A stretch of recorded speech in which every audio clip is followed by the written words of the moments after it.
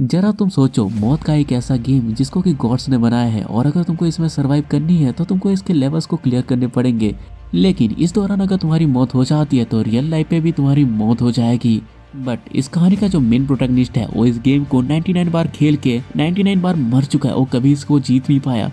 लेकिन अब ये उसके पास आखिरी मौका है, अगर इस बार वो मर गया तो वापस जिंदा नहीं हो पाएगा। तो क्या हमारा हीरो इस मौत के गेम को जीत पाएगा या मारा जाएगा, ये जानने के लिए तो तुमको वीडियो देखनी पड़ेगी। तो ज़्यादा टाइम की बर्बादी ना करके वीडियो को स्टार्ट कर लेते हैं।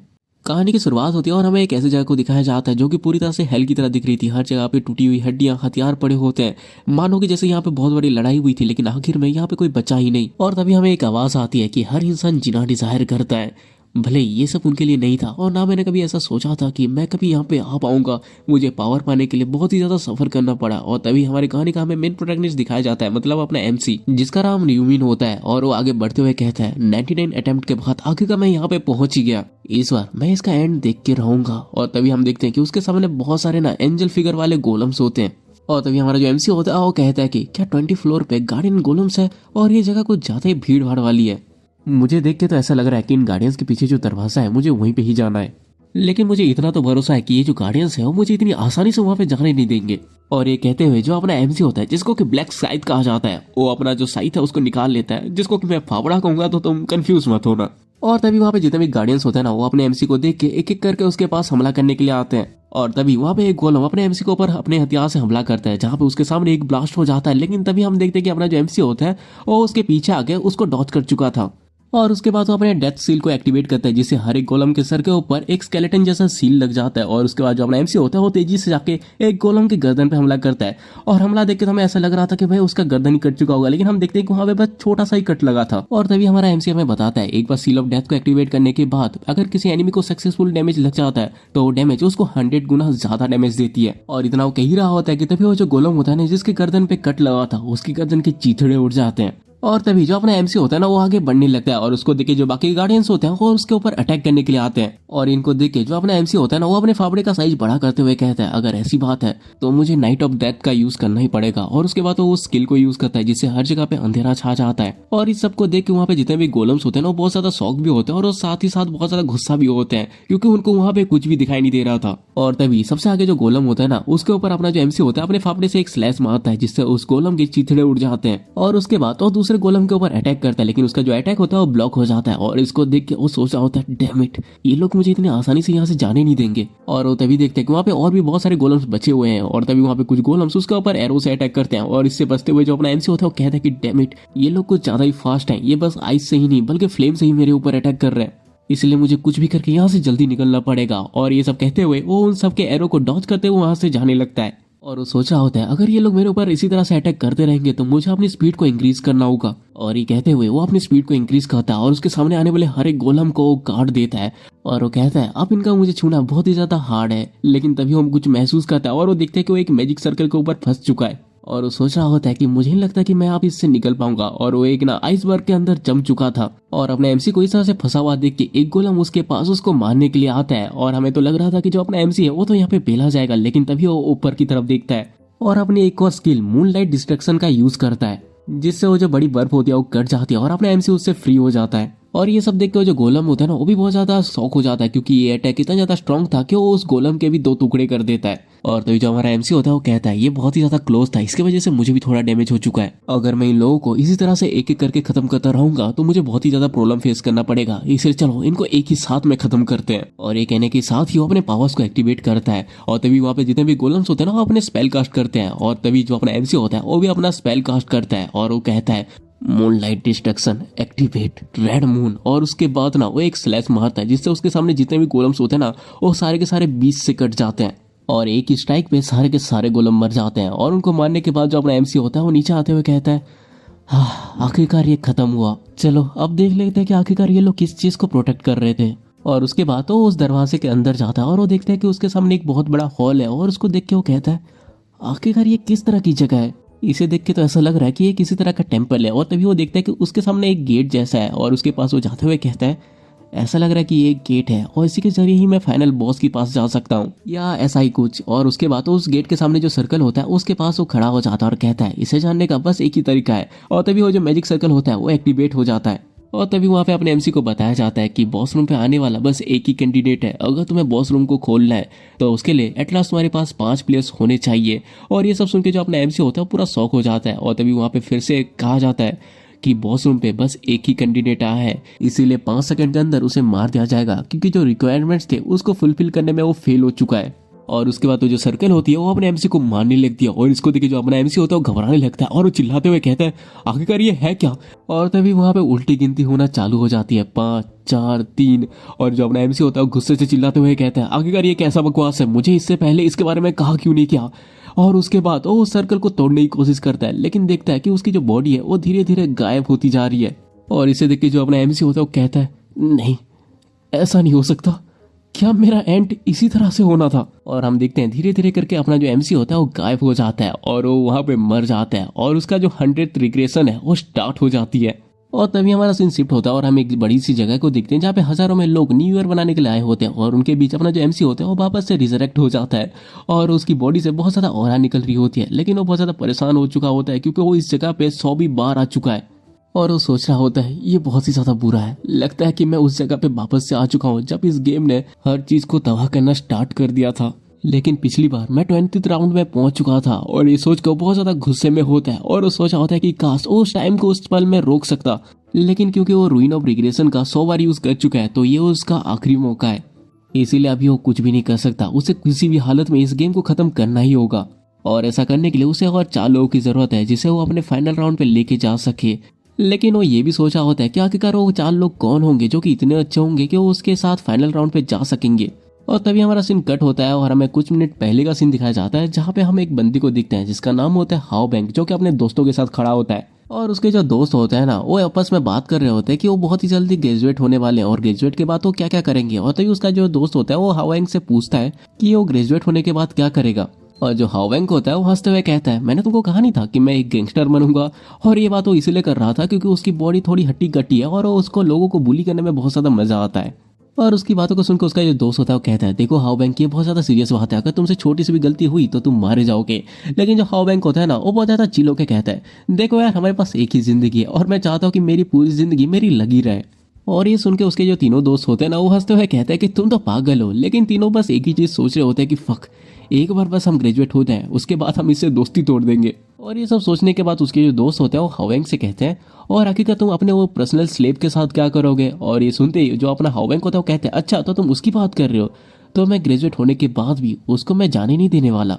और ये सुनने के बाद उसके जो तीनों दोस्त होते हैं ना वो हंसते हुए कहते हैं अरे यार ये तो बहुत ज्यादा बुरी बात है, तुम्हारे ग्रेजुएट होने के बाद उसकी जिंदगी तो पूरी तरह से खत्म ही हो जाएगी। और यहाँ पे इनकी जो बात हो रही थी ना वो एक्चुअली में अपने एमसी के बारे में बात हो रही है क्योंकि उसको हाउवेंग हमेशा बुली करता है। और तभी जो हाउवेंग होता है वो कहता है किसने कहा कि ये सब ऐसे खत्म होने वाला है, मैं तो बस ये चाहता हूँ कि मेरा जब तक मन ना भरे तब तक मैं उसके साथ खेलूं। और तभी उसका जो एक दोस्त होता है वो कहता है हाउवेंग जरा देखो तो क्या ये वो तुम्हारा पर्सनल स्लेव नहीं है। और वो देखते हैं कि भाई वहाँ भीड़ के अंदर ना एक बंदा हुडी पहन के खड़ा है और इसको देख के जो हाउवेंग होता है वो कहता है अरे हाँ ये तो वही है। लेकिन वो देखते हैं कि अपने एमसी के बॉडी के चारों तरफ ना एक अलग सी ऑरा निकल रही है और इसको देख के वो कहता है आखिरकार इसकी दिक्कत क्या है, ये हमेशा से इतना अलग क्यों लग रहा है। और इसी बात पे उसको और भी ज्यादा गुस्सा आ जाती है कि अपना जो एमसी होता है वो उसको घूर के देख रहा था। और इसको देख के वो चिल्लाते हुए कहता है रुक, मैं अभी आके तुझे मजा चखाता हूँ। लेकिन तभी उसके दोस्त होते हैं ना उसको रोकते हुए कहते हैं हाउवेंग अभी के लिए उसको छोड़ दो यार, आज न्यू ईयर का पहला दिन है, ऐसा नहीं कि तुम्हारे पास और मौके नहीं मिलेंगे, इसलिए आज उसे जाने दो। और तभी वहाँ पे न्यू ईयर हो जाता है और वो लोग एडल्ट बन जाते हैं और वो लोग बहुत ज्यादा खुश होते हुए एक दूसरे को हैप्पी न्यू ईयर विश करते हैं। लेकिन तभी वहाँ पे एक आवाज आती है ये इंसान बहुत ही ज्यादा इंटरेस्टिंग है, ये लोग यहाँ पे आराम से न्यू ईयर मनाने आए हैं लेकिन अभी इनको पता नहीं है कि आखिरकार ये किस सिचुएशन में पड़ने वाले हैं। और ये जो आवाज होती है ये हाउवेंग सुन लेता है और वो अपने दोस्तों से पूछता है क्या तुम लोगों ने कुछ कहा, लेकिन उसके दोस्त मना कर देते हैं। बट तभी उसका जो दूसरा दोस्त होता है ना वो आसमान में देख के कहता है आखिरकार ये साउंड किस तरह का था।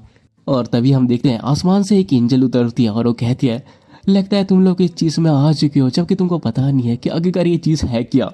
वो जो एंजल होती है वो आसमान में उड़ते हुए ना इनको इस तरह से देख रही होती है जैसे ये लोग कीड़े मकोड़े हैं और वो उनको तरस खाते हुए कहती है तुम लोग मुझे उन बंदरों की तरह लग रहे हो जो कि बस पिंजरे के अंदर बंद होते हैं।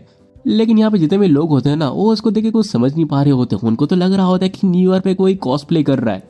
अपना जो एमसी होता है वो उन सबको देख रहा था क्योंकि वो लोग अपना मुंह खुल के उसको देख रहे थे क्योंकि वो जो एंजल है वो बहुत ही ज्यादा कमाल की दिख रही थी और उसके साथ साथ वो बहुत ही ज्यादा ब्यूटीफुल थी। और इसे देख के जो अपना एमसी होता है वो सोच रहा होता है मैं इसको 99 बार महसूस कर चुका हूँ, लेकिन मैं इसे अब भी उतना ही नफरत करता हूँ। और तभी वो जो एंजल होते हैं वो हंसते हुए कहती है, तुम इंसान जो कि कचरे की तरह हो, ऐसा लग रहा है कि तुमको मेरी ये जो अपीयरेंस है बहुत ही ज़्यादा अच्छी लगी है। लेकिन मैं तो यही कहूँगी कि तुम फालतू की चीज़ें सोचना बंद कर दो, क्योंकि मेरा ऐसा भी कोई भी इरादा नहीं है कि मैं तुम लोगों के जैसे कचरों के बीच में रहूं। और तुम लोग मुझे जिस तरह से देख रहे हो, मुझे ऐसा लग रहा है कि तुम लोगों को मेरी आवाज़ अच्छे से आ रही है। और तभी एक जो बंदा होता है वो चिल्लाते हुए कहता है, आखिर तुम हो कौन? क्या तुम यहाँ पे कॉस्प्ले करने के लिए आई हो? और आखिरकार ये तुम किस तरह की बकवास बातें कर रही हो? भले ही तुम आसमान में एक पंख की तरह क्यों ना उड़ रही हो, लेकिन तुम फिर भी एक कुत्ते के समान हो।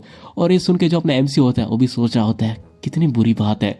और तभी जो एंजल होते हैं ना, उसको बहुत सा गुस्सा हो जाता है और वो गुस्से से उस आदमी की तरफ देखती है। और उसके इतना देखते ही उस आदमी के सर के चीथड़े उड़ जाते हैं और उसके सर का खून और मांस के टुकड़े उसके अगल बगल के लोगों के मुंह पे जाके लगते हैं, जिससे वहाँ के जितने भी लोग होते हैं ना वो डर से कांपने लगते हैं।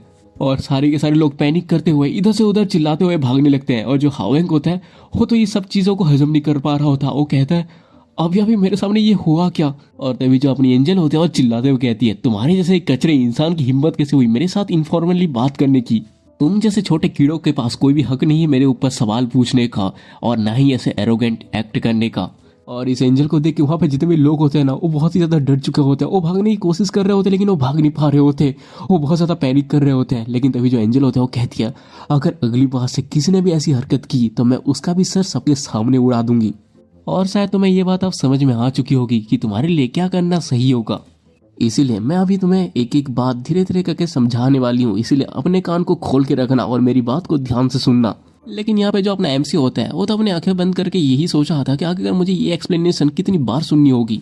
और तभी वो जो एंजल होते हैं वो कहती है, तो अब से हम लोग एक गेम खेलने वाले हैं जिसमें 20 राउंड होंगे और हर एक गेम महीने के एक हफ्ते के अंदर खेला जाएगा। तुम सबकी सोल को तुम्हारी बॉडी से निकाल के एक दूसरे डायमेंशन में भेज दिया जाएगा, जहाँ पे तुम इस गेम के अंदर पार्टिसिपेट कर पाओगे। तुम्हें यहाँ पे ज्यादा कुछ नहीं करना, तुम इंसानों को उसके अंदर जो भी क्वेस्ट दिए जाएंगे तुमको उसको कंप्लीट करना है। और अगर तुमने उस क्वेस्ट को कंप्लीट कर लिया तो तुम्हें बहुत सारे रिवार्ड्स भी मिलेंगे और उसी के साथ साथ तुम अपने रियल वर्ल्ड में वापस भी आ जाओगे। और ये सुनने के बाद वहाँ पे जितने भी लोग होते हैं ना वो आपस में ही धीरे से बात करने लगते हैं कि आखिरकार ये कैसी बातें कर रही है। ऐसे लग रहा है कि अगर हमने इसके काम को पूरा किया तभी जाके ये हमें यहाँ से जिंदा छोड़ेगी। लेकिन ये जो बातें होती है ना वो एंजल सुन रही होती है और वो कहती है, हाँ तुम लोग ये कह सकते हो या फिर ये सोच सकते हो कि अगर तुम लोगों ने उस क्वेस्ट को कर लिया तो मैं शायद तुमको जिंदा छोड़ दूं, क्योंकि अगर तुम क्वेस्ट पूरे भी कर लेते हो तब भी यहाँ पे सारे लोग सर्वाइव नहीं करने वाले, क्योंकि कुछ आधे ही लोग होंगे जो कि पार्टिसिपेट करने के बाद यहाँ पे जिंदा बचेंगे। और ये सुनने के बाद वहाँ पे जितने भी लोग होते हैं ना वो तो और भी ज्यादा घबराने लगते हैं। लेकिन इस कंपटीशन को और भी ज्यादा कम करने के लिए जो अपनी एंजल होते हैं ना वो हंसते हुए कहते हैं, तुम लोग चिंता मत करो, मैं तुम सबको लेके यहाँ से जा नहीं सकती, इसलिए बस उन्हीं इंसानों को लेके जाया जाएगा जिनकी एज 15 साल से ज्यादा और 29 से कम है। और तभी जो अपना एमसी होता है वो ये सब सुन के सोचा होता है, अरे यार मैंने तो कभी ये बात सोची ही नहीं कि जब से मैं 20 साल का हुआ हूँ तब से मैं इस गेम को 100 भी बार खेल चुका हूँ। और तभी वहाँ पे एक बंदा होता है जो कि हंसते हुए कहता है, मैं बच गया, मेरी एज 30 साल है इसलिए शायद मैं बच जाऊंगा। और ये सुन के जो हावेंग का दोस्त होता है ना वो गुस्से से उसके कॉलर को पकड़ के कहता है, हाँ ये अच्छी बात है कि तुम बच गए, लेकिन इसका मतलब ये नहीं है कि तुम आग में घी डालो। और वो जो बंदा होता है वो कहता है कि तुम्हारा मतलब क्या है? और तभी जो हावेंग होता है ना अपने दोस्त को रोकते हुए कहता है, इस तरह की बेवकूफी करना बंद करो, क्या तुम्हें समझ नहीं आ रहा कि आखिरकार हम किस सिचुएशन में है? क्या तुमने उसको सबके सामने उस बंदे के सर को उड़ाते हुए नहीं देखा? और तभी वहां पे जो एंजल होती है वो कहती है, चलो देखते हैं क्या आखिरकार यहाँ पे कितने पार्टिसिपेंट हैं। और उसके बाद उनको गिन के कहती है, अच्छा तो यहाँ पे इतने सारे हैं, अब ये कितने नंबर है यार, मैं तो अनपढ़ हूँ, मुझसे नहीं गिना जाएगा, तुम्हें पढ़ना है तो तुम पढ़ सकते हो। और उसके बाद जो एंजल होती है वो कहती है, चलो बहुत तुमको समझा लिया, अब गेम को स्टार्ट कर लेते हैं। और उसके बाद जो एंजल होती है वो अपने एक ही इशारे से सारे लोगों को ना एक खाली स्पेस में टेलीपोर्ट कर देती है। और यहाँ पे हम अपने एमसी को देखते हैं जो भी खाली स्पेस में होता है। और तभी एंजल सबको बताते हैं कि तुम लोग अपने इंडिविजुअल स्पेस में हो जिसको बस तुम ही देख सकते हो। इसके अंदर तुम्हें अपने बॉडी को सेव देना होगा जहाँ पे तुम्हारे सोल को उसके अंदर ट्रांसफर किया जाएगा। ये सब चीजें एक रोल प्लेइंग गेम की तरह है जहाँ पे जो प्लेयर्स है वो अपने कैरेक्टर को खुद ही डिजाइन करेंगे और उसको डिजाइन करने के बाद इनको एक दूसरे वर्ल्ड में ट्रांसफर कर दिया जाएगा। और अपना जो एमसी होता है वो हर बार एक ही कैरेक्टर को डिजाइन करता है और हर बार एक ही निकनेम रखता है जो है ब्लैक साइथ। और उसके बाद उन सबके कैरेक्टर जैसे ही बन जाते हैं उनको एक ओपन फील्ड में टेलीपोर्ट कर दिया जाता है जहाँ पे जो अपना एमसी है वो भी अपने कैरेक्टर के साथ आ जाता है, जिसका कैरेक्टर देखने में तो यार काफी कूल लग रहा था। और तभी जो अपना एमसी होता है वो सोचा होता है ये मेरा 100 बार है और इतनी बार एक ही बॉडी का यूज करने की वजह से मुझे ये बॉडी आप खुद की बॉडी की तरह लग रही है। और तभी वहाँ पे एक एक करके बाकी सारे प्लेयर्स भी आने लगते हैं और वो जैसे ही आते हैं ना, वो खुद की बदली हुई अपीयरेंस को देख के बहुत ज्यादा शौक होते हैं और वो बात कर रहे होते हैं कि यार सच में मेरी लुक तो पूरी तरह से बदल चुकी है। और इसको देख के जो अपना एमसी होता है वो भी सोच रहा होता है हमेशा की तरह सारे के सारे जो प्लेयर्स हैं उन्होंने अपने कैरेक्टर को देखने में बहुत ज्यादा सुंदर बनाया है। लेकिन क्योंकि अगर तुम लोग स्मार्ट हो तो तुम एक चीज कभी नहीं करोगे, क्योंकि इस दुनिया में कमजोरों को सबसे पहले शिकार किया जाता है। और अगर तुम्हारी अपीयरेंस बहुत ज्यादा नोटिसेबल होगी तो तुम पहले मर जाओगे, और अगर तुम इस दुनिया में मारे जाते हो तो इसका मतलब तुम रियल वर्ल्ड में भी मारे जाओगे। और तभी जो अपना एमसी होता है वो कहते हैं अब उसके आने का टाइम आ चुका है। और तभी वहाँ पे हावेंग आता है जिसने कि अपने कैरेक्टर को और भी ज्यादा बॉडी बिल्डर जैसा बनाया होता है। और इसको देख के वहाँ पे जितने लोग होते हैं ना वो शौक होते हैं, और जो अपना एमसी होता है वो सोचा होता है हाँ जैसा कि मैंने सोचा था, इसने अपने आप को और भी ज्यादा मस्कुलर बना लिया है। और तभी वहाँ पे एंजल आ जाती है और वो कहती है देरा देखो था अपने आप को, तुमने अपने कैरेक्टर को कितने अच्छे से डिजाइन किया है। और एंजल को देख के इन लोगों के मुंह से तो सारी आवाजें ही बंद हो जाती है, सारे घबराने लगते हैं। और इसको देख के जो एंजल होती है वो हंसते हुए कहती है तुम लोगों के डरे हुए चेहरे देखना सच में बहुत ही ज्यादा एंटरटेनिंग है। और मुझे देख के ऐसा लग रहा है कि सारे के सारे 18 लाख लोग यहाँ पे आ चुके हैं। और ये सुन के सारे लोग ना एक दूसरे को देखने लगते हैं और वो कह रहे होते हैं ऐसा तो देख के लग नहीं रहा कि यहाँ पे 18 लाख लोग हैं। और तभी इन बातों को सुन के जो एंजल होती है वो कहती है तुम इंसान कितने ज्यादा बेवकूफ हो। और उसके बाद गुस्से से चिल्लाते हुए कहती है तुम्हें इन सब चीजों में कोई लेना देना तो नहीं है, लेकिन यहाँ पे और भी बहुत सारे स्पेसेस हैं जहाँ पे मेरी तरह एंजल वहाँ पे राउंड्स करवा रहे हैं। और उसके बाद वो अपने आप को शांत करते हुए कहती है चलो फिर ऑफिशियली स्टार्ट करने से पहले मैं तुमको और थोड़े छोटे मोटे चीजों को समझा देती हूँ। सबसे पहले तुम अपने माइंड में धीरे से स्टेटस विंडो बोलो। और इतना लोग जैसे ही करते हैं उनके सामने स्टेटस विंडो आ जाता है, और इसको अपना एमसी भी देख रहा होता है और उसके साथ साथ बाकी लोग भी अपने स्टेटस विंडो को देख रहे थे। और तभी वो जो एंजल होती है वो उनको कहती है अगर तुम लोगों ने जिंदगी में कभी गेम्स खेले होंगे तो तुम्हें अपने स्टेटस विंडो को देख के तो पता लगी क्या होगा कि तुम कितने बड़े ट्रैश हो। अब टाइम आ चुका है तुम्हारे पावरफुल बनने का। अगर तुम इस सर्वाइवल गेम को खेल के 20वें फ्लोर को कंप्लीट करते हो तो तुम वापस अपने नॉर्मल लाइफ में जा सकते हो, और उसके अलावा तुम्हारी एक इच्छा भी पूरी की जाएगी। और ये सुन के वहाँ पे सारे लोग थोड़े कंफ्यूज हो जाते हैं। और तभी जो एंजल होती है वो कहती है अगर तुम फर्स्ट आते हो तो मैं तुम लोगों के लिए एक गिफ्ट को तैयार रखूंगी। और तभी जो हावेंग होता है वो स्टोरेज के बारे में सोचता है और उसके सामने उसकी स्टोरेज ओपन हो जाती है जिसके अंदर एक रूइंस होता है। और तभी जो एंजल होती है वो रूइंस के बारे में उनको बताती है इस चीज को बस तुम लेवल 1 पे ही यूज कर सकते हो, और ये लौती चीज है जो तुमको अभी स्टार्टिंग में मिल रही है। और अगर तुम इसको अपने हाथ में पकड़ के बोलते हो यूज तो तुम इसको यूज कर सकते हो। और तभी जो हावेंग होता है वो उसको यूज कर लेता है, और उसको यूज करते उसको कुछ बफ्स मिलते हैं। और ये सब चीजें देख के वो थोड़ा शौक होता है। और तभी जो एंजल होती है वो हंसते हुए कहती है तुम सबके एक्सप्रेशन को देख के ऐसा लग रहा है कि तुम लोग कुछ ज्यादा खुश नहीं हो, लेकिन तुम्हें अपने आउटकम को एक्सेप्ट करना ही पड़ेगा। तो चलो अब जबकि रूइंस की बातें हो ही चुकी है तो आप रियल चीज को स्टार्ट करते हैं। और इतना कहते ही वो एक चुटकी बजाती है जिसमें ना सबके सामने उनका जो स्टेटस विंडो है उसमें उनका पहला राउंड आ जाता है, जिसके क्वेस्ट में उनमें से हर एक बंदे को 100 गॉब्लिन्स को मारना है। और ये सब वो देख ही रहे होते हैं कि तभी उनके सामने एक गॉब्लिन अपीयर हो जाता है। और इसे देख के लोग बात कर रहे होते हैं, कोई कह रहा होता है कि ये तो बस एक ही गॉब्लिन है, तो कोई कह रहा होता है आप ये ऐसा फील लग रहा है कि मैं सच में किसी गेम में हूँ, तो कोई कह रहा होता है क्या हम किसी वर्चुअल रियलिटी पे हैं, तो कोई कह रहा होता है क्या किसी ने हमें किडनैप करके हमारे ऊपर एक्सपेरिमेंट तो नहीं कर रहा। और तभी जो एंजल होती है वो कहती है इतनी जल्दी भी एक्साइटेड मत हो, अभी तो सारे गॉब्लिन अपीयर भी नहीं हुए। और ये उसके कहने की ही देरी थी कि वहाँ पे हजारों में गॉब्लिन स्पॉन होना चालू हो जाते हैं। और इसे देख के वहाँ पे जितने प्लेयर्स होते हैं ना सारे घबराने लगते हैं और वो कहते हैं ये तो बहुत ही ज्यादा है, आखिरकार इनका नंबर कितना है। लेकिन तभी वो जो एंजल होते हैं ना वो डेविल की तरह हंसते हुए कहती है 10,000 ही में इसके पास, बस 5,000 गॉब्लिन, अब मजा आएगा। तो चलो अब इसको स्टार्ट करते हैं। और उसके इतना कहते ही एक गॉब्लिन चिल्लाते हुए उनकी तरफ हमला करने के लिए हाथ आए, और इसको देखो जो लोग होते हैं वो कहते हैं ये तो दौड़ता हुआ हमारे पास ही आ रहा है मारने के लिए, अब हम क्या करें, हमें क्या करना होगा। लेकिन तभी उसके अंदर से अपना एमसी बाहर आता है और वो सीधे सामने की तरफ जाता है गॉब्लिन के पास। और इसको देख के सारे लोग पूरा कंफ्यूज होते हैं और वो कह रहे होते हैं आखिरकार ये कर क्या रहा है, ये आगे क्यों जा रहा है उस मॉन्स्टर के पास, अगर ये ज्यादा पास गया तो ये मर जाएगा। लेकिन हम यहाँ पे अपने एमसी को देखते हैं, जैसे ही गॉब्लिन उसके पास आता है ना वो एक लात में उस गॉब्लिन को मार डालता है।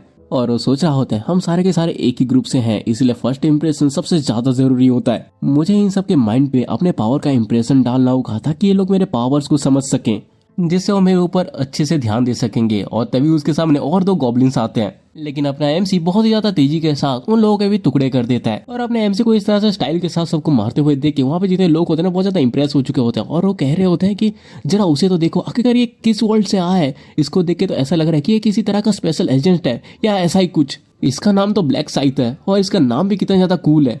और इसी तरह से उनके अंदर भी हिम्मत आ जाती है अपने एमसी को देख के, और लोग कहते हैं क्या ये जो गॉब्लिन्स है एक गेम के सबसे ज्यादा वीकेस्ट मॉन्स्टर नहीं है, हम भी इसको मार सकते हैं। और वो लोग भी उसको मारने के लिए ना जोश में आ जाते हैं। और तभी वहाँ पे एक बंदा होता है जो कि कहता है कि हाँ, एक बार अगर हमने इसको मारना चालू कर दिया तब हमें इससे कोई फर्क नहीं पड़ेगा। और वो ये सब कह ही रहा होता है कि तभी एक गोब्लिन सीधे आके उसके ऊपर हमला कर देता है और उसके सीने में अपना वो खंजर डाल देता है। और इसको देखते ही वहाँ भी जितने लोग हैं ना जिनके अंदर अभी हिम्मत है थी उन सबकी फट जाती है और डर से कांपने लगते हैं और इधर उधर भागते हुए चिल्लाते हुए ना अपनी जान की भीख मांगने लगते हैं कि मुझे बचाओ, हमें यहाँ से निकालो। और इस सबको देख के जो अपना एमसी होता है वो भी सोचा होता है अब इस पॉइंट पे कोई ये नहीं सोच सकता कि ये बस एक गेम है।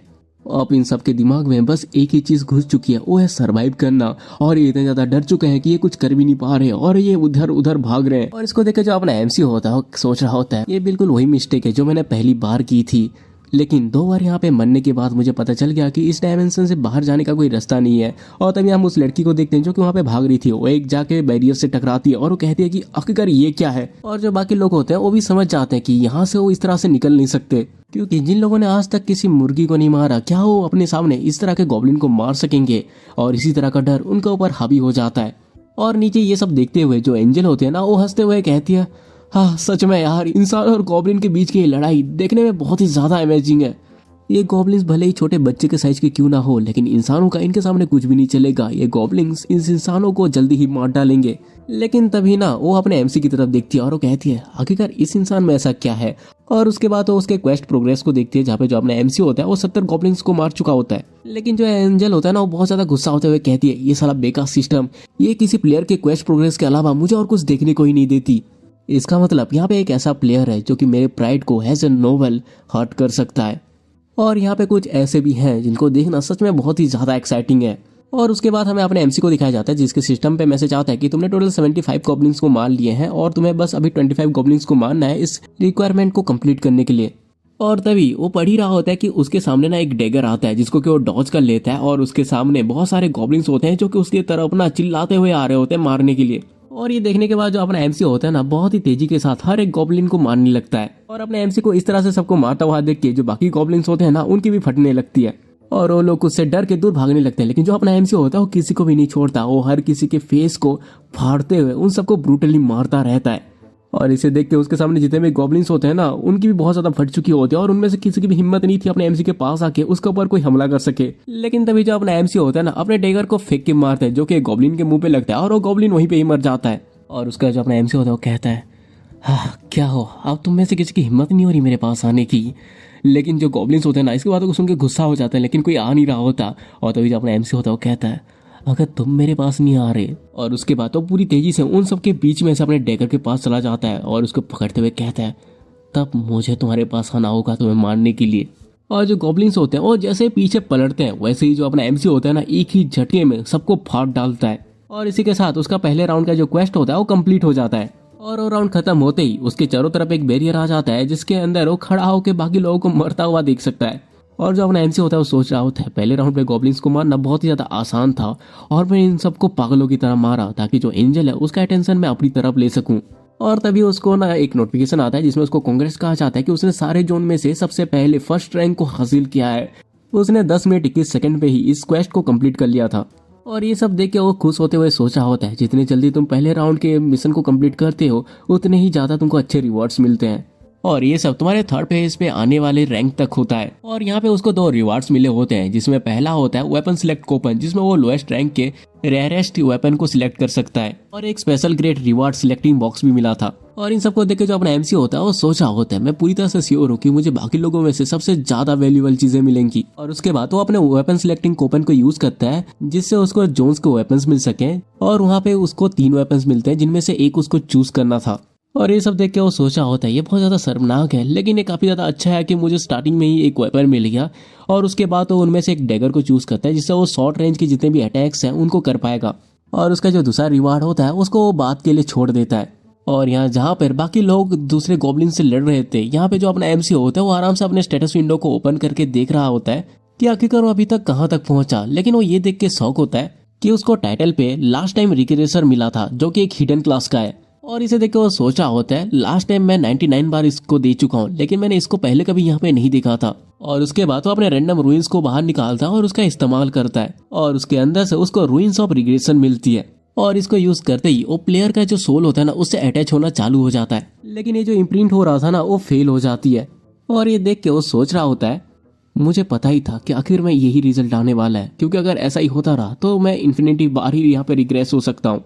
लेकिन तभी उसका जो सिस्टम होता है ना उसको कंफर्म कर देता है कि उसका 100 बार रिग्रेशन है। और ये देख के वो थोड़ा कंफ्यूज ही था कि तभी उसको एक टाइटल मिलता है लास्ट टाइम रिग्रेसर, जो कि उसको एक्वायर हो चुकी है।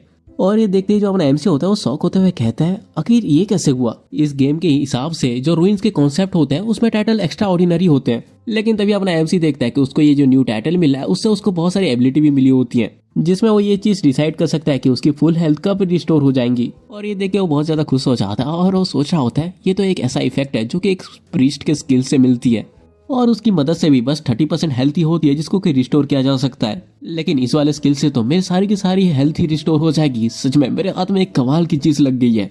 और उसके बाद वो ये जो टाइटल है ना उसको पब्लिक की जगह पे प्राइवेट कर देता है, ताकि कोई अगर उसके वो स्टेटस विंडो को ओपन भी करे तो वो उसको देख ना पाए। और उसके बाद वो अपने बॉडी को थोड़ा स्ट्रेच करता है और कहता है जो लोग भी अपने क्वेस्ट को जल्दी कंप्लीट कर लेते हैं उसको यहाँ से जाने देना चाहिए था। और तभी वो हाओएंग के बारे में सोचता है कि आखिरकार ये बंदा क्या कर रहा है। और हम देखते हैं जहाँ पे जो हाओएंग है ना वो अभी भी सर्वाइव करने की कोशिश कर रहा है, और इसको देख के जो अपना एमसी वो सोच रहा था हाँ ये इस बार भी किसी ना किसी तरीके से बच जाएगा। और तभी हम देखते हैं क्योंकि जो मॉन्स्टर्स है वो बहुत ज्यादा कम हो चुके थे, इसलिए जो एंजल होते हैं वो कहती है हाँ चीजें धीरे धीरे करके बहुत ही ज्यादा बोरिंग होने लगी हैं। तुम सबका नंबर्स उस मॉन्स्टर्स के इक्वल हो चुका है, इसलिए यहाँ पे देखने में आप बिल्कुल भी कोई मजा नहीं है और सब कुछ बोरिंग लग रहा है। मुझे माफ कर देना, ये सब मेरी गलती है, थोड़ा वेट करो, अब मैं इस चीज को थोड़ा और इंटरेस्टिंग बनाती हूँ। और उसकी बातों को सुन के वहाँ पे जो लोग होते हैं वो घबरा जाते हैं और कहते हैं कि क्या और भी ज्यादा मजेदार बनाना है तुमको।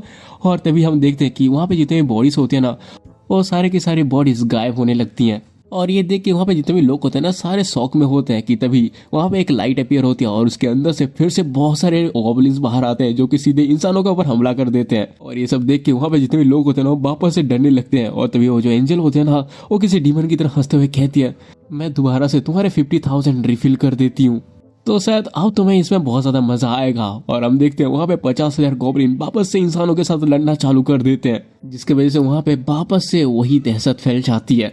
यहाँ पे इंसान गॉब्लिन्स को मार रहे हैं तो गॉब्लिन्स इंसान को, और ये चीज खत्म ही नहीं हो रही। और तभी वहाँ पे हमें नंबर्स दिखाए जाते हैं कि आखिरकार कितने लोगों ने इस क्वेस्ट को क्लियर किया है। और जैसे ही धीरे धीरे टाइम बीतता जा रहा था वैसे ही यहाँ पे क्वेस्ट कंप्लीट करने वाले लोगों की तादाद भी बढ़ती जा रही थी। जो भी लोग इसको क्लियर कर लेते थे वो बैरियर के अंदर चुपचाप बैठ जाते थे, क्योंकि वो लोग इनके लिए कुछ भी नहीं कर सकते। उनके सारे साथी उनके आंखों के सामने ब्रूटली मारे जा रहे थे। और धीरे धीरे वो जो नंबर्स था वो बढ़ने लगता है, और इसको देख के जो एंजल होती है वो बहुत ही ज्यादा खुश हो रही थी। और उसके बाद कुछ टाइम चले जाते हैं और ये सारे चीजें खत्म हो जाती हैं, और जितने लोगों को भी ये क्वेस्ट कंप्लीट करना था वो कंप्लीट हो जाता है। और तभी वहाँ पे बाकी जितने भी गॉब्लिन्स थे ना वो सारे के सारे डिसअपियर हो जाते हैं, और जो लोग उससे लड़ रहे थे वो थोड़े कंफ्यूज हो जाते हैं कि आखिरकार ये सारे गॉब्लिन्स कहाँ चले गए। और तभी जो एंजल होती है वो बताती है तुम में से आधों ने इसको पास कर लिया है, जिसकी वजह से ये जो क्वेस्ट है वो कंप्लीट हो चुकी है। और इसीलिए अभी तुम मुझे माफ कर देना, क्योंकि बाहर तुम लोग जितने ही बच्चे हो ना जो इस चीज में फेल हो चुके हैं उन सबको मरना होगा। और ये सुनते ही वो सारे के सारे लोग घबराने लगते हैं, कहते कि क्या मरना। और एक लड़का तो कहता है कि प्लीज मुझे बस एक ही गॉब्लिन मारना था। लेकिन देखते ही देखते उन सबकी बॉडी गायब होने लगती है, और इसको बैरियर के अंदर जो लोग थे ना वो भी देख के बहुत ज्यादा घबरा जाते हैं, उनके भी अंदर डर बैठ जाता है। और इसको देख के जो एंजल होती है वो हंसते हुए कहती है जरा अपनी शक्ल को तो देखो, क्या तुम इस चीज से खुश नहीं हो कि तुम लोग जिंदा बच गए। हाँ खैर छोड़ो, वैसे भी क्योंकि तुम लोग यहाँ पे सर्वाइव कर चुके हो इसलिए तुम्हें वापस जाना होगा। और उसके बाद वो उन सबको कंग्रेचुलेट करते हुए कहती है तुमने फर्स्ट राउंड को सर्वाइव कर लिया है, और मैं उम्मीद करती हूँ कि तुम सेकंड राउंड को भी इसी तरह से सर्वाइव कर लोगे। इसीलिए क्यों ना हम लोग जाने से पहले रिजल्ट के डिटेल्स को देख लें। और उसके बाद वो हर एरिया के रिजल्ट को दिखाती है जहाँ पे ब्लैक साइट मतलब अपना एमसी फर्स्ट में आया होता है, जिसकी वजह से उसको 1000 गोल्ड कॉइन और दिए जाते हैं, जो कि अभी तक उसकी इन्वेंटरी में नहीं आई थी, जो कि कुछ टाइम के बाद आ जाएंगी। और उसके बाद जो अपना एमसी होता है उसके सिस्टम पे आता है कि तुम इससे शॉप को एक्सेस कर सकते हो और वहाँ पे जो चाहे उस चीजों को खरीद सकते हो। लेकिन जो शॉपिंग एक्सेसरीज है वो लेवल 10 पे जाने के बाद ही ओपन होगा। और ये सब देख के जो बाकी लोग होते हैं ना वो अपने एमसी के अटेंशन लेने की कोशिश करते हैं, और इसको देख के जो अपना एमसी होता है वो भी सोच रहा होता है लगता है कि इन लोगों को समझ में आ चुका है कि मैं फर्स्ट प्लेस में हूँ। और इसको देख के जो एंजल होते हैं ना वो भी हंसते हुए कहती है ये तो काफी ज्यादा इम्प्रेसिव है कि इतने सारे एरियाज में से जो फर्स्ट प्लेस में आया है वो मेरे ही एरिया पे है। और उसके बाद वो अपने एमसी से कहती है ब्लैक साइट जवाब दो। और जो अपना एमसी होता है वो कहता है कि हाँ। और तभी जो वो एंजल होती है वो पूछती है आखिर तुम इतने ज्यादा पावरफुल कैसे हो। क्या तुम्हें किसी खास तरीका का रोइंस मिला है?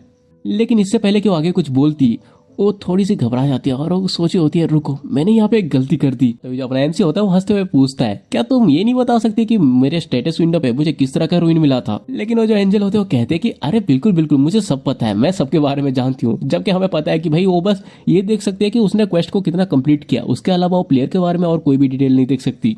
और ये चीजें वो उससे छुपाने की कोशिश कर रही थी। और उसके बाद वो उसको कहती है अरे मैं तो बस तुम्हें ऐसे ही पूछ रही थी। और तभी जो अपना एमसी होता है वो हंसते हुए कहता है मैं तुमसे एक फेवर मांगना चाहता हूँ। और ये सुनकर जो एंजल होते हैं वो कहते हैं कि क्या एक फेवर? और तो जो अपना एमसी होता है वो कहता है कि हाँ, तुम्हें नहीं लगता कि मेरे फर्स्ट प्लेस में आने की वजह से मुझे एक ढंग का रिवॉर्ड मिलना चाहिए? क्योंकि मुझे कुछ ढंग का नहीं मिला। और ये सुन के जो बाकी लोग होते हैं ना वो पूरा शौक हो जाता है कि आखिरकार ये एंजल के सामने क्या बकवास कर रहा है, क्या इसकी फटी नहीं है, ये एंजल के सामने इस तरह के पागलों जैसी बातें कैसे कर सकता है? और हम देखते हैं कि ऐसा ही हो रहा होता है। जो एंजल है ना वो बहुत सा गुस्से में होती और वो कहती है कि क्या क्या कहा तुमने? और जो अपना एमसी होता है वो कहता है यही कि मुझे एक ढंग का रिवॉर्ड मिलना चाहिए। और जो एंजल होते हैं अपने मन ही मन अपने एमसी को गाली देते हुए कह रही होती है साला कमीना, क्या ये मुझसे कुछ डिमांड कर रहा है? मैंने सुरबाह से ही इसके ऊपर अच्छी तरह से नजर रखी थी क्योंकि ये अच्छी तरह से गेम खेल रहा था। क्या ये मुझे अंडर एस्टिमेट कर रहा है? क्या क्या मुझे इसके सर को उड़ा देना चाहिए जैसे कि मैंने पहले किया था? नहीं, मैं ये ऑथोरिटी ऑलरेडी यूज कर चुकी हूँ, इसीलिए मैं दोबारा से आप उसका यूज नहीं कर सकती। और वो फिर से गाली देते हुए कहती है मैं इस कमीने को इस तरह से मार ही नहीं सकती। लेकिन तभी उसको एक आइडिया आता है और वो एक डरावनी से स्माइल देते हुए कहती है क्या तुम्हें एक अच्छा सा रिवार्ड चाहिए? और उसके बाद वो उसके चारों तरफ के बैरियर को हटाते हुए नीचे आते हुए कहती है नॉर्मली अगर कोई इस तरह की रिक्वेस्ट करता है तो उसको सडनली रिजेक्ट कर दिया जाता है, लेकिन क्योंकि मैं इसके बारे में सोच रही हूँ इसीलिए हम दोनों प्राइवेट में जाके थोड़ा बात करते हैं। इसीलिए यहाँ पे जितने भी दूसरे इंसान हैं उनको यहाँ पे वेट करना पड़ेगा जब तक मैं यहाँ पे वापस नहीं आ जाती। और इसको देख के जो बाकी लोग होते हैं ना वो भी सोचे होते हैं कि हमें भी एंजल से इस तरह से बात करना चाहिए था, शायद हमें भी कुछ मिल जाता। और तभी वहाँ पे एक बंदा होता है जो ये कहता है ये शायद उसके फर्स्ट प्लेस में आने की वजह से हो रहा है क्योंकि ब्लैक साइड ने बहुत ही जल्दी उसको कंप्लीट किया है, इसलिए उसके डिमांड को माना जा रहा है। और हम तभी अपने एमसी को देखते हैं जो कि जाते जाते हावेंग की तरफ देखता है। और जो हावेंग था ना वो उसको देख के थोड़ा कंफ्यूज हो जाता है क्योंकि उसको पता ही नहीं था कि ये वही बंदा है जिसको वो बुली किया करता था। और उसके बाद हमें कुछ टाइम के बाद का सीन दिखाया जाता है जहाँ पे एंजल और अपने एमसी जंगल के बीच में आ चुके थे और अपना जो एमसी था वो एंजल से अपना डिस्टेंस मेंटेन करके रखा हुआ था। और ये देख के वो अपने एमसी से कहती है कि आखिरकार तुम मुझसे इतना ज्यादा दूर क्यों चल रहे हो? और इसकी वजह से मुझे बार बार ये चेक करना पड़ रहा है कि आखिरकार तुम मेरे पीछे आ रहे हो कि नहीं, इसलिए तुम मेरे साथ भी चल सकते हो। और जो अपना एमसी होता है वो कहता है कि ठीक है। और जो अपनी एंजल होती है वो गुस्से से मन में सोची होती है ये साले बेवकूफ इंसान, जब इनके ऊपर तुम चिल्लाते हो तभी इनको समझ में आता है ये साले कमीने इंसान बहुत ज्यादा लालची और बहुत सारा बेवकूफ होते हैं। लेकिन मुझे सोचना तो ये है कि आखिरकार मैं इसके रिवॉर्ड को चेंज कैसे कर सकती हूँ क्योंकि मैं वो नहीं हूँ जो कि इनको रिवॉर्ड्स देती है। अगर मेरे पास वो पावर्स होती तो मैं इसको बहुत ही ज्यादा अच्छे रिवॉर्ड्स दे चुकी होती, इसीलिए इसको अब तक जो भी मिला है इसको चुपचाप वो ले लेना चाहिए था। लेकिन अब इसका जो लालच है उसके लिए मैं इसको अच्छा सा सबक सिखाऊंगी। और ये सब सोचते हुए वो डेविल की तरफ फंस रही होती है और वो फिर सोचती है उस जगह पर हम जैसे ही पहुंचेंगे वैसे ही मैं तुमको मार डालूंगी। लेकिन तभी उसको हिट होता है कि अगर उसने अपने पर्सनल रीजन की वजह से किसी प्लेयर को मार दिया तो उसके लिए बहुत ज्यादा प्रॉब्लम हो सकती है, खास करके वो प्लेयर जो कि अपने नाइंसाफी के ऊपर कंप्लेन कर रहा है। मेरे हायर अप्स मेरे ऊपर ब्लेम करेंगे कि आखिरकार मैं गेम को इस तरह से क्यों चलाती हूँ, इसीलिए मुझे इस चीज को मेक श्योर करना पड़ेगा कि किसी का मेरे ऊपर नजर ना हो। हाँ खैर छोड़ो, आप ये पागल इंसान, इसको तो मैं मार डालूंगी। और ये कहते हुए वो हंस रही होती है और जैसे वो उस पॉइंट पे पहुंचती है वो हमारे एमसी को कहती है तो बताओ आखिरकार तुम्हें कैसा रिवॉर्ड चाहिए? लेकिन जैसे ही वो ये कह के पीछे पलट ही रही होती है वैसे ही अपना जो एमसी होता है उसके मुंह पे एक मुक्का जड़ देता है जिससे वो दूर जाके गिरती है और बेचारे के फेस के नक्शा ही बिगड़ जाता है। और ये सब देखे वो कुछ समझ नहीं पा रही होती है कि आखिरकार हुआ क्या। उसके नाक और मुंह से ब्लीडिंग हो रही होती है और वो सोच रही थी क्या एक मामूली से इंसान ने मेरे ऊपर हाथ उठाया। और उसके बाद तो गुस्से से कहती है तुम्हारे साथ छोटा सा इंसान मेरे ऊपर हाथ। और इतना वो कह ही रही होती है कि वो देखती है कि अपना एमसी उसके सामने से गायब हो चुका है और इसको देख वो पूरी कंफ्यूज हो जाती है कि आखिर उसके सामने से वो कहाँ पे गायब हो गया। लेकिन तभी हम देखते हैं अपना जो एमसी होता है ना वो उसके पीछे आके उसके पंखों को पकड़ के नोचने लगता है और इसे देख के वो और भी ज्यादा कंफ्यूज हो जाती है कि आखिरकार ये करना क्या चाहता है। और उसको कहती है आखिरकार तुम्हारा प्लान क्या है और तुम करना क्या चाहते हो मेरे साथ। लेकिन जो अपना एमसी होता है ना उसकी बातों को सुन नहीं रहा होता और उसके जो पंख होते हैं ना उसको फाड़ना चालू रखता है, जिससे उस एंजल को बहुत ही ज्यादा दर्द हो रहा था और उसको दर्द में कहती है कि प्लीज ऐसा मेरे साथ मत करो। और वो रोने लगती है और इसको देख के जो अपना एमसी होता है वो कहता है किसी बच्चे की तरह रोना बंद करो। और उसके बाद तो उसको नीचे पटक के उसके ऊपर पैर रख के उसके दूसरे पंख को भी फाड़ने लगता है। और वो जो एंजल है वो बस नीचे दर्द में चिल्लाती ही रह जाती है और तभी अपना एमसी उसके उस पंख को भी फाड़ देता है। और कहता है चलो अब तुम यहाँ से भाग नहीं पाओगी। तो कैसा लग रहा है, क्या ये दर्द कर रहा है? और जो एंजल होती है ना वो दर्द में कहते कि हाँ ये बहुत ही ज्यादा दर्द कर रहा है। और तभी जो अपना एमसी होता है वो कहता है 5 मिनट बाद यहाँ पे तुम होती जो कि मुझसे ये सवाल पूछ रही होती, वो भी तुम्हारी उसी वाहियात स्माइल के साथ। लेकिन ये सुनने के बाद जो एंजल होता है वो कहती है बेवकूफ इंसान, आखिरकार तुम यहाँ पे किस तरह की बातें कर रहे हो? और तभी जो अपना एमसी होता है उसको उसके पंख दिखाता है जिसके अंदर एक डैगर होता है और वो उससे पूछता है सच बताना, क्या तुम इस छुपे हुए डैगर से मुझे मारना चाहती थी कि नहीं? और ये सुन के तो एंजल जो होती है ना वो घबरा जाती है। और तभी जो अपना एमसी होता है उसके पंख को पीछे फेंकते हुए कहता है इसके बारे में तो मुझे पहले ही पता था। और तभी जो एंजल होती है वो कहती है क्या इसका मतलब तुम मुझे यहाँ पे मार डालोगे? देखो मैं सच बता रही हूँ, मुझे तुम्हें मारने का कोई भी इरादा नहीं था। लेकिन तभी जो अपना एमसी होता है वो हंसते हुए कहता है देखो यहाँ पे झूठ बोलने का कोई भी फायदा नहीं है मेरियल। और ये सुनते ही जो एंजल होती है ना और भी ज्यादा शौक हो जाती है और कहती है आखिरकार तुम्हारे जैसे छोटे इंसान को मेरा नाम कैसे पता? लेकिन जो अपना एमसी होता है वो कहता है आप ये सब कहने का कोई फायदा भी नहीं है। और उसके बाद वो अपनी इन्वेंट्री पे उसको जो डैगर मिला था उसको बाहर निकालता है। और इसको देख के जो एंजल होते हैं वो घबराते हुए कहती है आखिरकार तुम ये कर क्या रहे हो? लेकिन जो अपना एमसी होता है वो कहता है तुम्हें क्या लगता है, तुम देख के खुद ही बता लो कि मैं क्या करने वाला हूँ। और तभी जो एंजल होते हैं वो कहती है क्या तुम ये चाहते हो कि मैं तुम्हारा सिर भी उसकी तरह एक्सप्लोड कर दूं? मेरे बस एक इशारे की देरी है, मैं उंगली के एक इशारे से तुम्हारे सर को उड़ा सकती हूँ। लेकिन तभी जो अपना एमसी होता है उसको हंसते हुए कहता है अब तुम्हारे पास किसी को मारने की अथॉरिटी नहीं है। और जैसे ही उसे पता चलता है कि अपने एमसी को ये भी पता है, उसकी तो पूरी फट जाती है। उसके सामने उसकी मौत उसे दिखाई दे रही थी, लेकिन फिर भी ना वो अपने ईगो में रहती है और वो अपने एमसी को डराते हुए कहती है तुम्हें क्या लगता है कि तुम ये सब करने के बाद बच जाओगे और यहाँ से आराम से निकल जाओगे? मेरे जो साथी हैं वो यहाँ पे ऐसे चुपचाप बैठे नहीं रहेंगे, वो आके तुम्हें मार डालेंगे। लेकिन तभी जो अपना एमसी होता है वो कहता है तुम सारे एंजल्स बहुत ही ज्यादा एरोगेंट स्पीसीज हो, तुम्हें एक दूसरे से कोई भी मतलब नहीं है, भले ही तुम यहाँ पे मारे ही क्यों ना जाओ। मैं इस चीज की गारंटी देता हूँ कि उनको कुछ घंटा फर्क नहीं पड़ेगा। और ये सुनते ही जो एंजल होते हैं वो कहते हैं क्या तुम कहना क्या चाहते हो? लेकिन तभी जो अपना एमसी होता है कहता है हाँ बहुत हो गया बकवास, अब मैं तुमको यहाँ से गायब कर दूंगा। लेकिन जो एंजल होती है वो घबराते हुए कहते हैं कि रुको रुको रुको, तुम्हें इससे कुछ भी बेनिफिट नहीं मिलने वाला, क्योंकि तुम मेरे बिना कभी भी घर वापस नहीं जा सकते और इस वजह से तुम बहुत ही ज्यादा रिग्रेट करोगे। लेकिन जो अपना एमसी होता है वो कहता है जो सिस्टम है वो अपने आप काम करता है, जैसे ही सब कुछ सेटल हो जाएगा वो ऑटोमेटिक ही हमको घर वापस भेज देगा। और जैसे ही एंजल को ये पता चलता है कि अपने एमसी को सब कुछ पता है, वो उसके बाद उससे ना अपनी जान की भीख मांगने लगती है। लेकिन जो अपना एमसी होता है ना फिर भी कुछ रिएक्ट नहीं करता, तो वो कहती है कि ठीक है मैं तुमसे सौदा करने के लिए तैयार हूँ, मैं तुम्हें हर एक वो डिटेल बताऊंगी जो तुम्हें यहाँ पे जानना है, मैं तुम्हें हर इन्फॉर्मेशन के बारे में बता सकती हूँ। लेकिन इसे क्या पता भाई, अपना एमसी ऑलरेडी इस गेम को 99 बार खेल चुका है, तो इसको ऑलरेडी सब कुछ पता है। इसलिए वो उससे कहता है हाँ अगर मुझे ये सब इन्फॉर्मेशन जानना होता तो मैं तुमको यहाँ पे सह रहा होता ताकि मैं तुमसे सारे के सारे इन्फॉर्मेशन को निकाल सकूं। लेकिन तुम्हारे यहाँ पे कोई भी काम नहीं है, तुम इन सारे के सारे शतरंज पे बस एक मामूली से प्याले की तरह हो। और ये सब सुन के वो जो एंजल होते हो कहते हैं कि क्या, और इससे पहले कि वो कुछ कह पाती तभी जो अपना एमसी होता है ना अपना डेगर उसके बॉडी के आर पार कर देता है, जिससे वो जो एंजल होती है ना वहीं पे मर जाती है। और तभी उसको एक नोटिफिकेशन आता है कि उसने सक्सेसफुली एक एंजल को डिफीट कर दिया और वो एक ऐसा लौता बंदा है जिसने एंजल को मारा है। और उससे उसको एक टाइटल मिलता है जो है एंजल स्लेयर, और उसे ना एंजल के ब्लड भी मिलता है रिवार्ड के तौर पे, क्योंकि उसने पहले एंजल को किल किया है। और वो इसको देख के कहता है जैसा कि मुझे लगा था इस बार मैं पहला हूँ जिसने इसको मारा है। और उसके साथ साथ उसको र्यून ऑफ स्लॉटर भी मिलता है क्योंकि उसने एंजल को मारा था। और उसके बाद वो बताता है कि ये जो रिवार्ड है जो मुझे एंजल को मारने से मिला है, ये मुझे उस टाइम पे मिला था थर्ड अटेम्प्ट के बाद, जब मैंने पहली बार एंजल से बदला लेने के लिए उसको मारा था। और मैं ही बस यहाँ पे एक ऐसा लौता प्लेयर हूँ जिसने ये ऑब्टेन किया था। ये सब चीजें बहुत ही ज्यादा यूनिक आइटम है, अगर एंजल्स को इसके बारे में पता भी चल जाता है तब भी मैं इसको ऑलरेडी ऑब्टेन कर चुका हूँ। ये उनके लिए बहुत ही ज्यादा शौक की बात होगी क्योंकि मैंने एक एंजल को मारा है। और उसके बाद वो बताता है सभी प्लेयर्स को जैसे ही लेवल 10 वो पहुंच जाते हैं उनको क्लास चूज करना होता है। यहाँ पे टोटल 30 डिफरेंट क्लासेस हैं और किसी भी क्लास को चेंज करना बहुत ही ज्यादा आसान होता है। तुम्हारे पास बस एक क्लास चेंजिंग आइटम होना चाहिए, उसके बाद तुम भी ये कर सकते हो। इसे नॉर्मली हंटिंग करके या कुछ सिंपल कंडीशन को फुलफिल करके ले सकते हो। लेकिन यहाँ पे एक एक्सेप्शन है, यहाँ पे एक ऐसा स्पेशल क्लास है जो कि बस एक ही प्लेयर को मिलता है, जिसकी वजह से तुमको एक स्पेशल कंडीशन को फुलफिल करना पड़ेगा। और ये जो यूनिक क्लास होती है वो बाकी जितने में रेगुलर क्लासेस हैं उनसे बहुत ही ज्यादा डिफरेंट होती है। और इसके जो स्टैट्स होते हैं वो बाकी सारे क्लासेस से बहुत ही ज्यादा ऊपर होते हैं। और भी ऐसी बहुत सारी चीजें होती हैं, लेकिन ये सब कहने की बात है क्योंकि मैं पहले लेवल को क्लियर करके ही ये सब पा चुका हूँ। और इसके बाद मैं हर एक रीजन के फर्स्ट प्लेस के रिवॉर्ड को यूज कर सकता हूँ। और तभी हमारे एमसी के पास 3 ऑप्शन आते हैं जिनमें से उसको एक चूज करना था। लेकिन उसके लिए अभी सबसे ज्यादा जरूरी ये है कि जल्दी से जल्दी वो लेवल 10 पे पहुंचे ताकि वो एक क्लास को ऑब्टेन कर सके। इसीलिए वो ट्रिपल एक्सपी और बब के ऑप्शन को सिलेक्ट करता है और वो सोच रहा होता है कि ये मेरा आखिरी चांस है, इसलिए मुझे बहुत ज्यादा सतर्क होकर रहना पड़ेगा। मुझे बहुत ही जल्दी बहुत ही ज्यादा स्ट्रांग होना पड़ेगा, भले ही मुझे इसके लिए कुछ भी क्यों ना करना पड़े। और उसके बाद हम देखते हैं कि जैसे फर्स्ट राउंड क्लियर हो जाता है सारे लोग धीरे धीरे करके अपने रियल वर्ल्ड में आ जाते हैं। तभी हम हाओएंग को देखते हैं, जो कि देखता है कि उसके सामने सारे के सारे लोग धीरे धीरे उठना चालू हो चुके हैं। और तभी न्यू ईयर की बेल उन सबके कानों में सुनाई देती है। और तभी हाओएंग हैरान होते हुए कहता है कि आखिरकार यहाँ पे हुआ क्या था। और देखता है कि वहाँ पे सारे के सारे लोग उसी गेम के बारे में बात कर रहे हैं, जैसे कि वो एक रियलिस्टिक सपने की तरह था।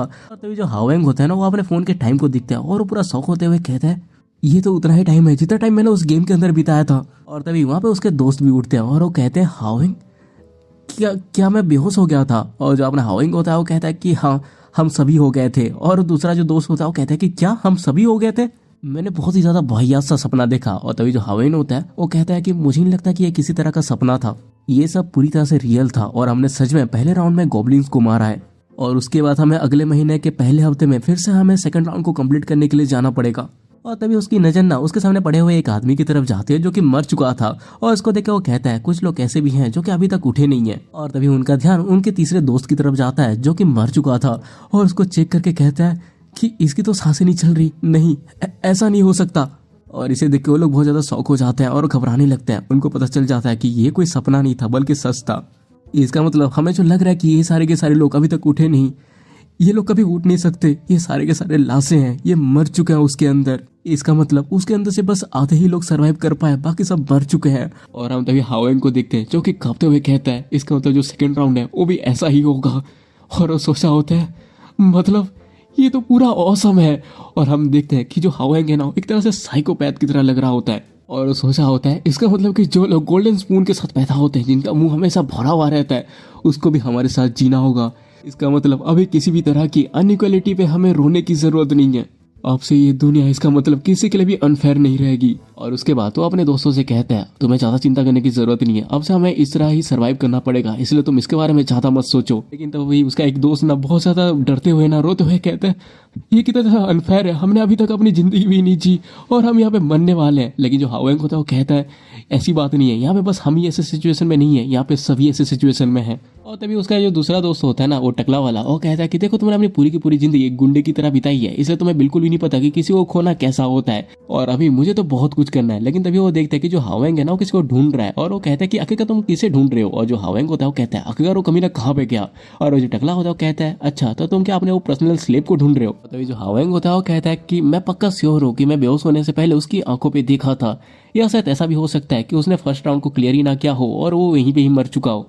और ये बातें सेंस भी बनाती है कि आखिरकार उसके जैसा कमजोर इंसान उस जगह पे सरवाइव कैसे कर पाएगा। लेकिन तभी उसका ध्यान एक तरफ जाता है जहाँ पे एक आदमी आर्मर पहन के घूम रहा था। और उसको देख के वो सोचा होता है कि आखिरकार ये कमीना है कौन और आखिरकार ये इस जगह पे इस तरह के कपड़े पहन के कैसे घूम सकता है। लेकिन तभी वो घबराते हुए कहता है कि नहीं ऐसा नहीं हो सकता। और वो उसके बाद कहता है स्टेटस विंडो ओपन हो जाओ। और इतना कहते ही उसके सामने उसका स्टेटस विंडो आ जाता है और इसको देख के वो पूरा शॉक हो जाता है। और तभी जो उसका दोस्त होता है ना वो भी सुन के कहता है कि नहीं ऐसा नहीं हो सकता। और वो उसके बाद ना अपना ओपन करने की कोशिश करता है और उसका भी ओपन हो जाता है। और इसे देख के वो भी शॉक हो जाता है। और तभी जो हाओएंग होता है उससे कहता है आखिरकार तुम ऐसे हवा में क्या देख रहे हो। और तभी वो जो बंदा होता है उसका दोस्त वो कहता है कि बस मैं ही नहीं तुम भी हवा में भी देख रहे हो। शायद इसका मतलब है कि हम अपने स्टेटस विंडो को खुद ही देख सकते हैं, कोई दूसरा नहीं देख सकता।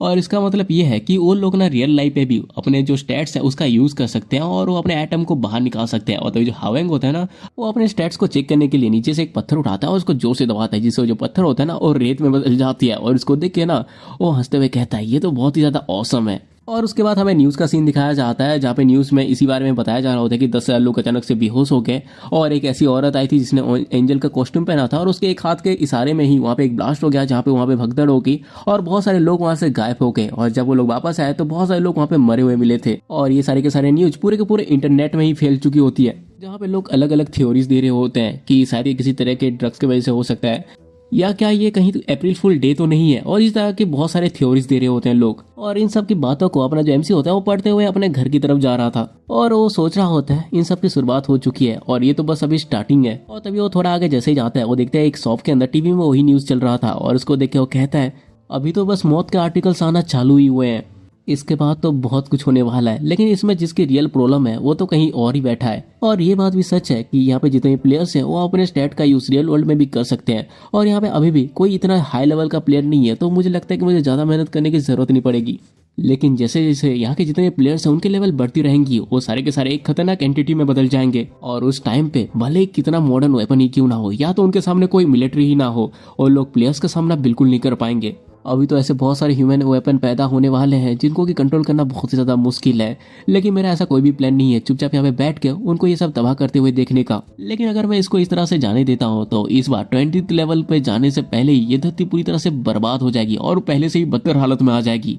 इसीलिए बस इसका एक ही सोल्यूशन है, मुझे कुछ भी करके सारे के सारे प्लेयर्स को कंट्रोल में रखना होगा, वो भी बहुत ही ज्यादा ओवरवेलमिंग पावर का यूज करते हुए। और मैं इस चीज पे पूरा श्योर हूँ क्योंकि ऐसे बहुत सारे मेथड्स हैं जो कि मैंने अपने पुराने लाइफ पे यूज करके देखे हैं और मुझे इसीलिए पता है कि आखिर में उन सब का क्या हुआ था। मुझे उन लोगों के साथ कोलैप्स करना होगा जिनके पास अच्छा खासा पोटेंशियल है। अभी के लिए तो मेरे दिमाग में एक तरीका है जिससे आखिरकार मुझे लोगों को किस तरह से मेरी टीम पे लाना है, बट फिलहाल के लिए मेरे पास उस तरह का एक्ट करने का टाइम नहीं है, बल्कि मेरे पास उससे ज्यादा इंपॉर्टेंट कुछ है करने के लिए। और उसके बाद जो अपना एमसी होता है अपने घर पे पहुंच जाता है और जैसे ही वो अंदर जाता है वो देखता है कि वहाँ पे कप नूडल्स हैं और उसको पता चल जाता है कि इस बार भी उसके भाई ने कप नूडल्स ही खाए हैं। और उसके बाद तो उसके रूम पे जाके देखता है जहाँ पे उसका भाई चुपचाप सोया हुआ था, उसके हाथ में पट्टियां लगी थी और उसको देख के वो बहुत ज्यादा खुश होता है और वो सोच रहा था सच में ये बहुत ही ज्यादा डीप स्लीपर है, जबकि इसका बड़ा भाई इतने टाइम के बाद यहाँ पे घर पे आ रहा है। और मैं पता चलता है उसके भाई का नाम है रियून और वो भी मिडिल स्कूल के 3rd ईयर पे है और मैं इसको रियू कहूंगा तो तुम कंफ्यूज मत होना। तभी जो हमारा एमसी होता है वो बताता है हमारी नॉर्मल फैमिली तब बहुत ज़्यादा अलग हो गई जब हमारे पेरेंट्स एक कार एक्सीडेंट में मर गए और सबसे बड़ा चीज़ तो ये था कि रियू का मैं बस एक लौता गार्डियन बच गया। और उसके बाद जो अपना एमसी होता है ना वो लाइट को ऑन करके उसको उठा देता है और जो रियू होता है वो कहता है कि क्या सुबह हो गई और उसका तो फोन चेक कहता है लेकिन अभी तो बस 4 ही बचे हैं। लेकिन तो जो अपना एमसी होता है ना उसकी रजाई को खींच के कहता है अभी हमारे पास सोने का टाइम नहीं है, जल्दी उठो। और जो रियू होता है वो कहता है कि आखिरकार हुआ क्या है। और तभी जो अपना एमसी होता है वो कहता है मैं तुमको सब कुछ बताऊंगा लेकिन पहले तुम अपने कपड़े चेंज करो क्योंकि हमें यहाँ से निकलना है। और जो रियू होता है वो कहता है कि अगर हमें जाना कहाँ है, अगर हमें अभी सनराइज देखने के लिए जाना है तो इससे अच्छा मैं यहाँ पे सोना पसंद करूंगा। और तभी जो अपना एमसी होता है वो उसको सीरियस होकर कहता है ध्यान से सुनो कि मैं क्या कह रहा हूँ, अभी हमारे पास शांति से सोने का बिल्कुल भी टाइम नहीं है, पूरी की पूरी जो वर्ल्ड है वो अभी खराब होने वाली है। और तभी उसका जो भाई होता है वो कहता है मुझे लगा कि तुम न्यूयॉर्क में देखने गए हो, आखिरकार कुछ हुआ था क्या वहाँ पे। लेकिन जो अपना एमसी होता है वो कहता है फिलहाल के तुम बाहर हो और हम चलते चलते इसके बारे में बात करेंगे। उसके बाद हमें कुछ टाइम के बाद का सीन दिखाया जाता है जहाँ पे ये लोग अंधेरी गलियों में चल रहे होते हैं और उसका जो भाई होता है रियू वो अपने एमसी को देख रहा होता है, लेकिन जो अपना एमसी होता है वो चुपचाप चल रहा होता है। और जो रियू होता है उसको देख के सोच रहा था आगे ऐसा क्या है जो ये इतनी ज्यादा सीरियस है। और ये सब वो सोच ही रहा होता है कि तभी जो अपना एमसी होता है वो रियू से पूछता है वैसे रियू तुम्हें नहीं पता ना कि आज वर्ल्ड के साथ क्या हुआ है। तो जो रियू होता है वो कहता है आखिरकार तुम इतना ज्यादा डरावने क्यों लग रहे हो, क्या कुछ हुआ था क्या जब मैं सो गया था। और तभी जो अपना एमसी होता है वो कहता है ट्रेंडिंग सर्चेस को चेक करो। जैसे रियू इंटरनेट पे चेक करता है वो पूरा शॉक हो जाता है और कहता है कि आखिरकार ये सब है क्या। एक एंजल अचानक से अपियर हो गई और वो बहुत से लोगों को दूसरे वर्ल्ड पे ले गई। लेकिन तभी जो अपना एमसी होता है वो कहता है तुम्हारी जानकारी के लिए बता दूं वो बस उनके सोल को लेके गई थी। और ये सुनते जो रियू होता है वो कहता है अब तुम मुझे ये मत बताना कि तुम भी। और तभी जो अपना एमसी होता है वो कहता है कि हाँ मैं भी उसमें था, मैं बहुत ही ज्यादा मुश्किल से वहां से बाहर आ पाया, वो भी 100 गॉब्लिन को मारने के बाद। और ये सुनते उसके भाई को उसके लिए बहुत ज्यादा चिंता होने लगती है और वो कहता है कि क्या सच में तुम्हें कहीं पे चोट तो नहीं लगी। और जो अपना एमसी होता है वो कहता है कि मेरे बारे में चिंता करना बंद करो। और सुनते उसका जो भाई होता है वो चिल्लाता हुआ कहता है आखिरकार मैं तुम्हारे बारे में चिंता क्यों ना करूं। और वो सोच रहा होता है तुम मेरे लौती फैमिली हो, मुझे पता है, मुझे ऑफकोर्स पता है कि तुम्हारे अंदर मेरे से ज्यादा इनर स्ट्रेंथ है, इतना है कि तुम मेरे मॉम एंड डैड के खाली जगह को फिल कर सकते हो। लेकिन इनर स्ट्रेंथ और 100 गॉब्लिन को डिफीट करना ये अलग अलग मैटर्स होते हैं और उसके अलावा तुम फिजिकली इतनी ज्यादा स्ट्रांग भी नहीं हो। और रियू को इस तरह से सोचते हुए देख के जो अपना एमसी होता है वो कहता है मुझे पता है कि तुम क्या सोच रहे हो। और जो रियू होता है वो थोड़ा कंफ्यूज हो जाता है। तो जो अपना एमसी होता है वो कहता है वो जो जगह है वहाँ पे स्टैट्स होते हैं जैसे कि गेम के अंदर होता है, इसलिए तुम्हारा एक्चुअल फिजिकल जो कंडीशन है वो वहाँ पे मैटर नहीं करता। और उसका जो भाई होता है वो कहता है कि अच्छा तो ऐसी बात है, लेकिन फिर भी। और तभी जो अपना एमसी होता है उसको रोकते हुए कहते हैं और इसके अलावा मैं शर्त लगाता हूँ कि तुम मुझे जब दोबारा देखोगे तो तुम इस बारे में बिल्कुल भी नहीं सोचोगे। और जो रियू होता है वो कहता है अभी तुम्हारा ये कहने का मतलब क्या है। जो अपना एमसी होता है वो कहता है मेरा पीछा करो अगर तुम्हें इसके बारे में जानना है। और जो रियू होता है वो कहता है कि नहीं, मैं यहाँ से एक कदम भी आगे नहीं बढ़ाऊंगा जब तक तुम मुझे ये नहीं बताओगे कि आखिरकार हम कहाँ जा रहे हैं। और ये सुनते ही अपना एमसी वहाँ पे रुक जाता है। तो जो रियू होता है वो कहता है इसीलिए मुझे पहले बताओ। तभी जो अपना एमसी होता है ना वो उसके भाई के हाथों में लगी हुई चोट को देखता है और कहता है बैंक त्यागू, हम लोग बैंक त्यागू के हाइट आउट पे जा रहे हैं जिसने कि तुमको बुली किया था। और ये सुनते उसका जो भाई होता है वो शौक होते हुए कहता है लेकिन तुम्हें कैसे पता। और तभी जो अपना एमसी होता है वो कहता है तुम्हें क्या लगता है मुझे इसके बारे में पता नहीं होगा। और उसका जो भाई होता है वो उसकी बातों को सुनकर सोच रहा होता है ये ऑब्वियस है, लेकिन मैं इसके बारे में उसको बताना नहीं चाहता था क्योंकि ऑलरेडी बहुत ज़्यादा परेशान है। और उसके भाई को ऐसे सोचता हुआ देख के जो अपना एमसी होता है ना वो भी सोच रहा होता है मुझे माफ़ कर देना, लेकिन मुझे भी इसके बारे में ठीक से पता नहीं था। मुझे इसके बारे में सबसे पहले तब पता चला जब मैं पहले राउंड को दे के वहाँ पर आया था सोने के लिए। तब तुम ये कह के चले गए थे कि तुम कुछ टाइम पे चले आओगे, लेकिन तुम आए नहीं। और अचानक से मुझे कॉल आया जिसमें एक पर्सन ने मुझे बताया कि तुम हॉस्पिटल पे एडमिट हो। और उसके बाद मैं दौड़ते हुए वहाँ पे जैसे ही गया मैंने देखा कि तुम्हारी हालत बहुत ही ज़्यादा ख़राब है। और उस दिन तुम घर पे अंधा होके आए थे। मैं जो कि बहुत ज़्यादा कमज़ोर और एक इडियट था, मैं अपने छोटे भाई को बचा नहीं पाया उस दिन। इसीलिए मुझे माफ़ कर देना भाई, मुझे माफ़ कर देना, लेकिन मैं इस बार किसी को भी तुम्हें परेशान करने नहीं दे सकता। और तभी हमारा सीन कट होता है और हम एक जगह को देखते हैं जिसके अंदर ना कोई बंदा किसी को मार रहा होता है, और वो भी इसीलिए क्योंकि उसने उसके पैसे नहीं लौटाए होते। और इसको देख के वहाँ पे और भी ज्यादा लोग होते हैं जो कि कह रहे होते हैं, जैसा कि हमने एक्सपेक्ट किया था बैंक त्यागू से, वो इस तरह के लूजर के ऊपर भी बिल्कुल भी दया नहीं दिखाता, ये इसको भी इतनी बुरी तरह से मार रहा है। और तभी वहाँ पे जो एक और बंदा होता है पहले वाला, वो कहता है कि हाँ अब मुझे कोई भी शक नहीं है कि आखिरकार दूसरे स्कूल्स के जो बड़े भैया होते हैं वो इनके सामने क्यों गिड़गिड़ाते हैं। और जो बीच वाला बंदा होता है वो कहता है फर्क नहीं पड़ता कुछ भी हो जाए, लेकिन इसके साथ कोई पंगा नहीं लेना चाहिए। ये लोग बात कर ही रहे होते हैं कि तभी जो त्यागो होता है उसको मार के खत्म करके आता है और कहता है कि फक यार, मैं आज इन पैसों से मोटरसाइकिल खरीदने जाने वाला था, लेकिन ये साला कमीना किसी काम का नहीं है। उसके बाद वो अपने पंडित से पूछता है, हे क्या ऐसी कोई जगह नहीं है जहाँ पे मुझे पैसे मिल सके। और जो बंदा होता है वो कहता है कि क्या पैसे। और उसके बाद उसको कुछ याद आता है और कहता है कि अरे अरे वो चीज़ ना, तुम्हारा वो जो ब्रांड न्यू बॉय है जो लंबा है और उसके कर्ली हेयर है, तो मुझे क्यों नहीं बुलाते। और ये सुनते ही जो त्यागो होता है वो कहता है कि अच्छा वो साला कमीना रिवॉन, वैसे ही मैं आज उसको बुलाने ही वाला था, उसे न्यू ईयर के दिन पे कुछ तो मिलना ही चाहिए नहीं। और ये सुनकर जो बाकी दोनों होते हैं ना उसके पंटेरो भी बात कर रहे होते हैं कि हाँ हाँ उससे तो पैसे मिल ही सकते हैं, ये काम करेगा। लेकिन तभी जो त्यागो होता है वो कहता है कि हाँ वो बंदा पूरी तरह से भिखारी है, उसको कितना भी पीट लो वो एक सिंगल सिक्का तक लेके नहीं आएगा, और उसके पेरेंट्स भी नहीं है, और वो सबसे ज़्यादा घटिया जगह पे भी रहता है, और वो बस अपने जो बड़ा भाई, और इतना वो कह ही रहा होता है कि तभी वो रुक जाता है। और इसको देख के वो लोग कहते हैं कि क्या हुआ त्यागो। और तभी हम देखते हैं वहाँ पे अपना MC एंट्री मार चुका होता है अपने भाई को लेके, और उसको देख के जो त्यागो होता है ना वो खुश हो जाता है और वो कहता है कि फक यार, इसने तो थोड़ी देर के लिए मुझे डरा ही दिया था। और उसके बाद उनके पास जाते हुए कहता है देखो शैतान का नाम लिया, और नहीं नहीं नहीं नहीं तुम शैतान थोड़ी ना हो, तुम तो एक घटिया से चूहे हो। लेकिन तभी वो अपने MC को देखता है और उसको देखती है वो बहुत ज़्यादा गुस्सा होकर कहता है रियू साले कमीने कुत्ते। और इसे देख के जो रियू होता है ना पूरा डर जाता है और कांपते हुए कहता है कि मुझे माफ़ कर देना। और जो त्यागो होता है ना वो अपने MC को देख के सोचा होता है आखिरकार ये कमीना कौन है, इसका एक्सप्रेशन तो बहुत ही ज़्यादा एनोइंग है। उसके बाद वो उससे पूछता है हे कमीने, आखिरकार ये तुम अपने साथ किसको लेके आ गए, क्या ये कोई नया बंदा है जिसके साथ मैं आज खेल सकता हूँ, क्योंकि तुम अकेले बोर हो चुके हो। और तभी जो अपना रियू होता है वो कहता है कि ये मेरे, लेकिन तभी अपना MC उसकी बात को काट के कह देता है मैं रियू का बड़ा भाई हूँ। अरे सुन के जो त्यागो होता है वो तो खुश होते हुए कहता है देखो जरा इस कमीने को, मुझे कैसे घूर रहा है, आज तो रियू तू और तेरा भाई दोनों के दोनों यहीं पे ही मरोगे। और इतना कहने के बाद ना वो अपने पंटरों को इशारा कर देता है और इसके इशारे पे ही उनके सारे के सारे पंटर ना अपने MC के पास जाने लगते हैं, वो भी अपनी वाहवाहियां करते हुए। और उसके बाद ना एक बंदा आगे जाके ना अपने MC के हाइट का मजाक उड़ाने लगता है कि भाई ये बहुत ज़्यादा बटला है। लेकिन तभी जो अपना MC है ना उसका मुक्का सीधे जाकर उसके मुंह पे लैंड करता है और सारे का नक्शा ही बिगड़ जाता है। इसे देख के जो त्यागो का दूसरा चला होता है ना वो भी अपने MC को गालियां देते हुए उसको पेलने के लिए आता है, लेकिन जो अपना MC होता है उसको भी टॉस करके उसके भी मुंह का नक्शा बिगाड़ देता है। उसके बाद फिर से वो पहला वाला बंदा और तीसरा वाला बंदा ना अपने MC को मारने के लिए आता है, लेकिन जो अपना MC होता है उन दोनों को एक एक पंच पे ही जमीन में सुला देता है।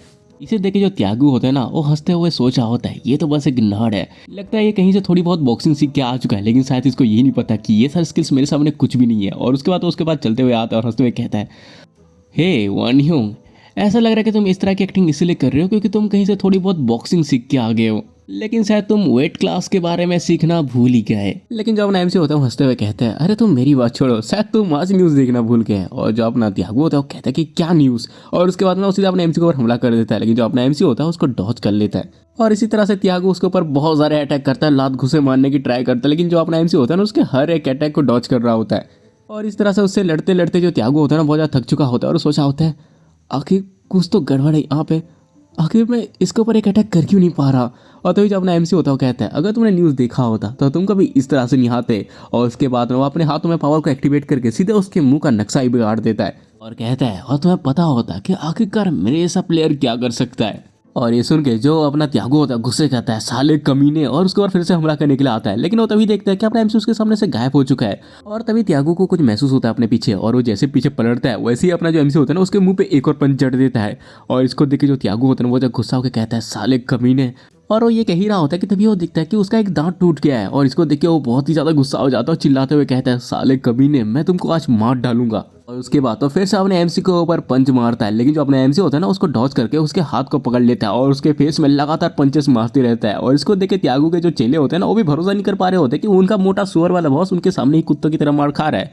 और जो अपना त्यागो होता है ना वो सोचा होता है कि ये लगातार बस मेरे फेस को ही टारगेट कर रहा है और बस मेरे फेस में ही पंच मारे जा रहा है, क्या ये वो घटिया कमीना और लूजर बंदा नहीं है, मैं इसके ऊपर एक भी पंच को नहीं मार पा रहा, बस एक बार मैं उसके ऊपर एक पंच, और इतना कह के उसके ऊपर फिर से हमला करने ही वाला होता है। लेकिन जो अपना MC होता है ना उसके पंच को डॉज करते हुए उसके गर्दन पे लात मारता है, जिससे उसके इतना एक और दांत टूट जाती है और वो बंदा दूर जाके ना दीवार पे लगता है। और उसके बाद तो ना बहुत ज़्यादा बुरी हालत में से खड़ा होने की कोशिश करता है और जो अपना एमसी होता है वो कहता है कि बैंक त्यागू, क्या तुम्हें दर्द हो रहा है? बहुत ज़्यादा दर्द हो रहा होगा नहीं? और उसका जो अपना एमसी होता है ना वो याद करता है कि उसकी भाई की हालत क्या हुई थी और वो सोचा होता है इतनी बार रिग्रेस होने के बाद भी मैं आज तक उस दिन का इमोशन भूल नहीं पाया। और उसका तो त्यागू के पास ना धीरे धीरे आने लगता है और जो त्यागू होता है ना वो डर चुका होता है, वो अपनी जान की भीख मांग रहा होता है और कहता है कि प्लीज़ मेरे पास मत आओ, प्लीज़ मेरे पास मत आओ।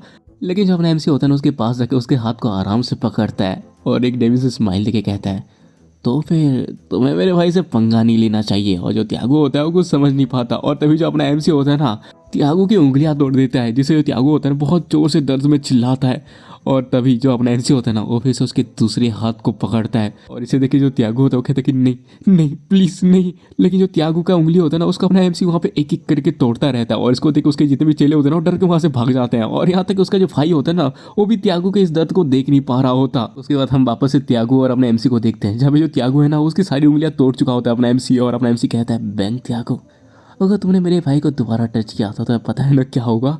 और जो त्यागू होता है वो कहता है कि हाँ मुझे मुझे अच्छी तरह से पता, मुझे पता है क्या होगा। और तभी जो अपना एमसी होता है ना वो हंसते हुए त्यागू से कहता है मुझे पता है कि तुम वो कुत्ते हो ना जिसकी पूंछ कभी सीधी नहीं होती, इसीलिए। और उसके हाथ को पकड़ के कहता है मुझे ये मेक श्योर करना पड़ेगा कि तुम इसको ध्यान रखो। और जो त्यागू होता है कहता है कि नहीं नहीं नहीं। लेकिन जो अपना एमसी होता है ना उसके हाथ को ही तोड़ देता है और हमें त्यागू की बहुत दर्दनाक चीख सुनाई देती है। और उसके बाद ना वो दोनों के दोनों वहाँ से निकल आते हैं और जो रियो होता है ना रास्ते पे अपने एमसी को बुलाता है और उसके पास जाते हुए कहता है आखिर तुमने अभी ये कैसे किया? क्या तुमने कहीं से मार्शल आर्ट सीखा या ऐसा ही कुछ? और तभी जो अपना एमसी होता है वो कहता है अच्छा तो तुमने उस आर्टिकल को अच्छे से पढ़ा नहीं है, जो प्लेयर है ना वो अपने एबिलिटी को रियल वर्ल्ड में भी यूज कर सकते हैं। और जो रियो होता है वो कहता है कि लेकिन कैसे?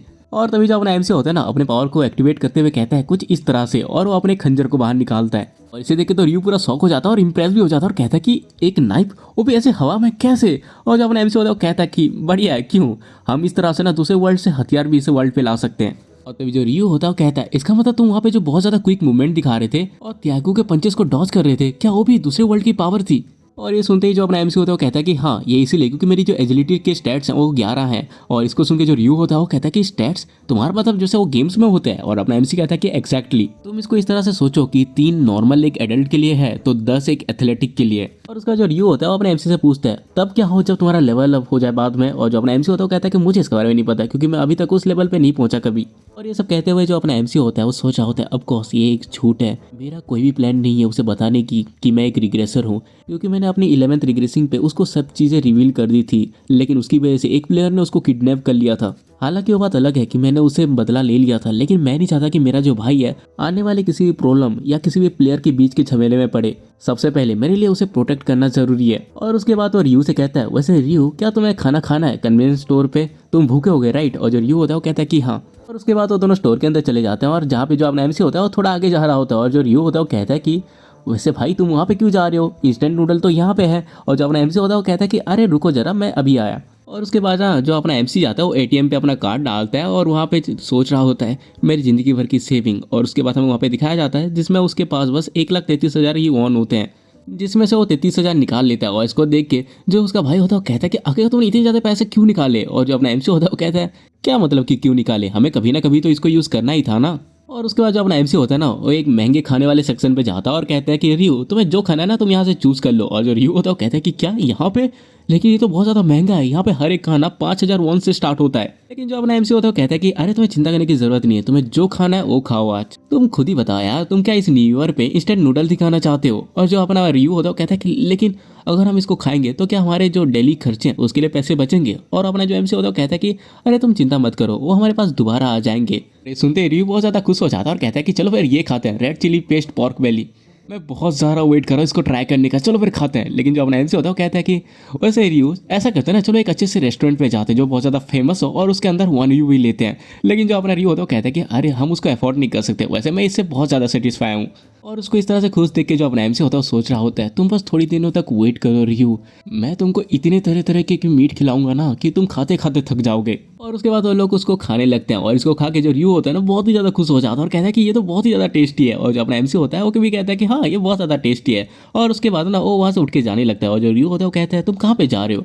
और जो अपना एमसी होता है वो कहता है कि तुम थोड़ी देर तक यहाँ पे वेट करो। और उसके बाद वो वहाँ से चला जाता है और थोड़ी देर के बाद जो अपना एमसी होता है ना वो वहाँ पे बहुत सारे लॉटरीज लेके आता है और इसको देख के जो अपना रियू होता है वो बहुत ज़्यादा शौक हो जाता है और कहता है कि एक मिनट रुको, अब तो मुझे ये मत बताना कि तुमने सारे पैसे निकाल लिए वो भी बस इस लॉटरी को खरीदने के लिए। और जो अपना एमसी होता है वो कहता है कि हाँ, और तो जो रियू होता है वो कहता है तो आखिरकार ये कितने हैं। और जो अपना एमसी होता है वो कहता है कि 20 है। और जो अपना रियू होता है वो कहता है कि क्या तुमने पूरे 1 लाख रुपए इस लॉटरी को खरीदने में बर्बाद कर दिए और तुम्हें तो ये भी नहीं पता कि तुम जीतोगे कि नहीं जीतोगे।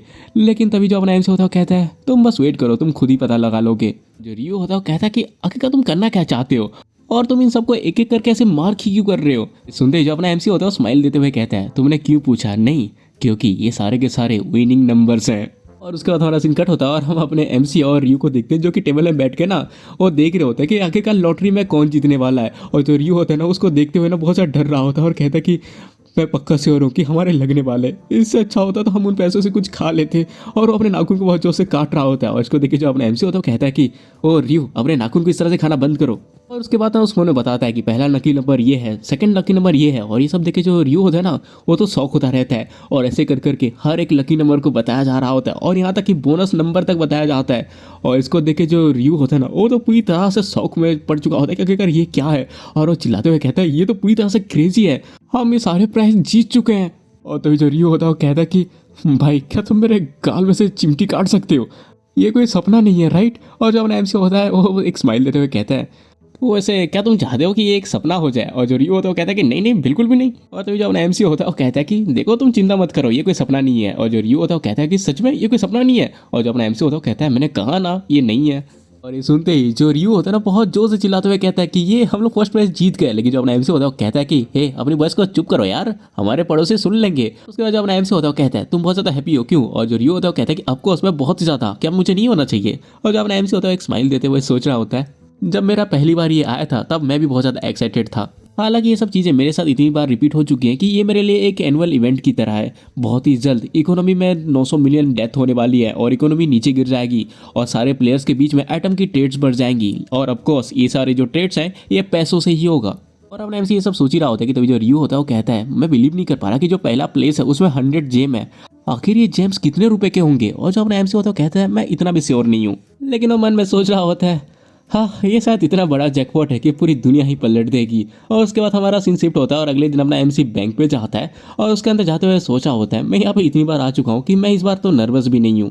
और उसका जो अपना एमसी होता है वो कैशियर के पास जाके कहता है हेलो मैं यहाँ पे अपना फर्स्ट प्राइज लेने आया हूँ। और ये सुन के वो जो कैशियर होता है वो कहता है अच्छा कांग्रेचुलेसन। और उसके बाद उसको देख के सोचा होता है ये तो मुझे किसी हाई स्कूल का लग रहा है और इसने फर्स्ट प्राइज जीत लिया। उसके बाद तो कैशियर पूछता है क्या तुमने कौन से स्टोर से उस सबको खरीदा था। और जब नेम से होता है वो स्टोर का नाम लेता है और उस स्टोर का नाम वो जैसे ही लेता है ना वो कैसे पूरा शौक हो जाता है। और उसको याद आता है कि एक बंदे ने आके बोला था क्या तुम्हें पता है इस बार जो नोटो है ना उसमें जो विनर होगा उसका विनिंग प्राइस 115 जेम्स है। और ये सुन के जो कैशियर होता है वो बहुत ज़्यादा शौक हो जाता है और कहता है कि क्या 115 इतना ज़्यादा। और तभी वो जो बंदा होता है वो कहता है कि बहुत ज़्यादा क्रेजी है राइट। लेकिन उससे भी ज़्यादा क्रेजी वाली बात तुम्हें पता है कि इसमें से जो 100 जेम है ना वो एक ही स्टोर से जीते गए हैं। और ये सुन के जो कैशियर होता है वो कहता है इसका मतलब क्या उस पर्सन ने सारे खरीद लिए थे। और तभी वो जो बंदा होता है वो कहता है अगर यहाँ पे कोई आके वो ये बोलता है कि उसने ये सारे टिकट्स US24 यूनियन स्टोर से खरीदे हैं तो जल्दी से बैंक प्रेसिडेंट को बुलाना है क्योंकि वो जो पर्सन है वो आगे जाके VIP कस्टमर बन सकता है। और इन्हीं सब यादों में वो खोया ही होता है कि तभी जो अपना एमसी होता है वो कहता है कि एक्सक्यूज मी। और तभी जो कैशियर होता है वो अपने ख्यालों से बाहर आता है और कहता है कि सॉरी लेकिन क्या आप थोड़ी देर तक यहाँ पे वेट करेंगे। और जो अपना एमसी होता है वो कहता है कि हाँ ठीक है। उसके बाद हमें कुछ टाइम के बाद का सीन दिखाया जाता है जहाँ पे वो बैंक का प्रेसिडेंट आता है और अपने एमसी से हाथ मिलाते हुए कहता है मेरा नाम कौन यूंजो है और मैं इस बैंक का प्रेसिडेंट हूँ। और जो अपना एमसी होता है वो भी अपना नाम उसे बताता है कि उसका नाम रियूमी है। और उसके बाद जो प्रेसिडेंट यूंजो होता है वो कहता है कि मैंने सुना कि आपने फर्स्ट प्राइज जीता है, कांग्रेचुलेशन सर। और जो अपना एमसी होता है वो भी थैंक यू कहता है। उसके बाद जो प्रेसिडेंट यूंजो होता है वो कहता है कि चलिए किसी कंफर्टेबल जगह में चलते हैं, मैं आपको कंपनी देता हूँ। और उसके बाद ना वो एक दरवाजे के पास लेके आता है जिसके अंदर ना लॉटरी टिकट बिजनेस टीम होती है। और उसके अंदर वो जाते हैं जिसके पास ना काउंटर पे एक लड़की खड़ी होती है और वो प्रेसिडेंट को देखते अपने सर झुका के उनको हेलो कहती है। और वो सोच ये होती है कि आखिरकार प्रेसिडेंट के पीछे कौन है, क्या ये उनका बेटा है। और तभी जो अपना प्रेसिडेंट होता है ना अपने एमसी को उसे दिखाते हुए कहता है देखो ये हमारे वीआईपी लकी कस्टमर है जो कि यहाँ पे अपने विनिंग प्राइस को कलेक्ट करने आए हैं, इसलिए तुम मेक श्योर करना कि इनको कंफर्टेबल करने के लिए तुमसे जो हो सके वो करो। और ये सुन के वो जो लड़के होते हैं वो कहते हैं कि क्या वीवीआईपी जो विनर था 100 जेम का। और ये सब सोचते हुए वो घबरा रही होती है और वो अपने मन में सोची होती है कि प्लीज़ शांत हो जाओ। और उसके बाद में जो प्रेसिडेंट होता है वहाँ से चला जाता है और वो जो लड़के होते हैं वो अपने एमसी से कहती है nice to meet you sir, आप आराम से यहाँ पे बैठ जाइए। और जैसे ही अपना एमसी वहाँ पे बैठता है वो कहती है क्या मैं आपके लिए कुछ पीने के लिए लाऊं, जैसे कि चाय, कॉफ़ी, जूस, ग्रीन टी, ऐसा ही कुछ। लेकिन जो अपना एमसी होता है वो कहता है कि नहीं मैं ठीक हूँ, मेरे लिए सबसे ज़्यादा इंपॉर्टेंट ये है कि मेरी जो जीते हुए प्राइस है उसको मैं कलेक्ट कर लूँ। और ये सुनते ही वो जो लड़की होती है ना वो भी अपने चेयर पे बैठ जाती है और कहती है अच्छा तो ऐसी बात है, अगर ऐसी बात है तो क्या मैं पहले आपके जो वो नोटो टिकट्स हैं उसको चेक कर सकती हूँ। और उसका जो अपना एमसी होता है उसको अपना वो सारे के सारे टिकट्स दिखाता है और उसको एक एक करके वो चेक करती है और वो भरोसा नहीं कर पा रही होती है और सोच रही थी मैं बिलीव नहीं कर पा रही कि इसने हर एक नंबर को एग्जैक्टली स्टैम्प किया है।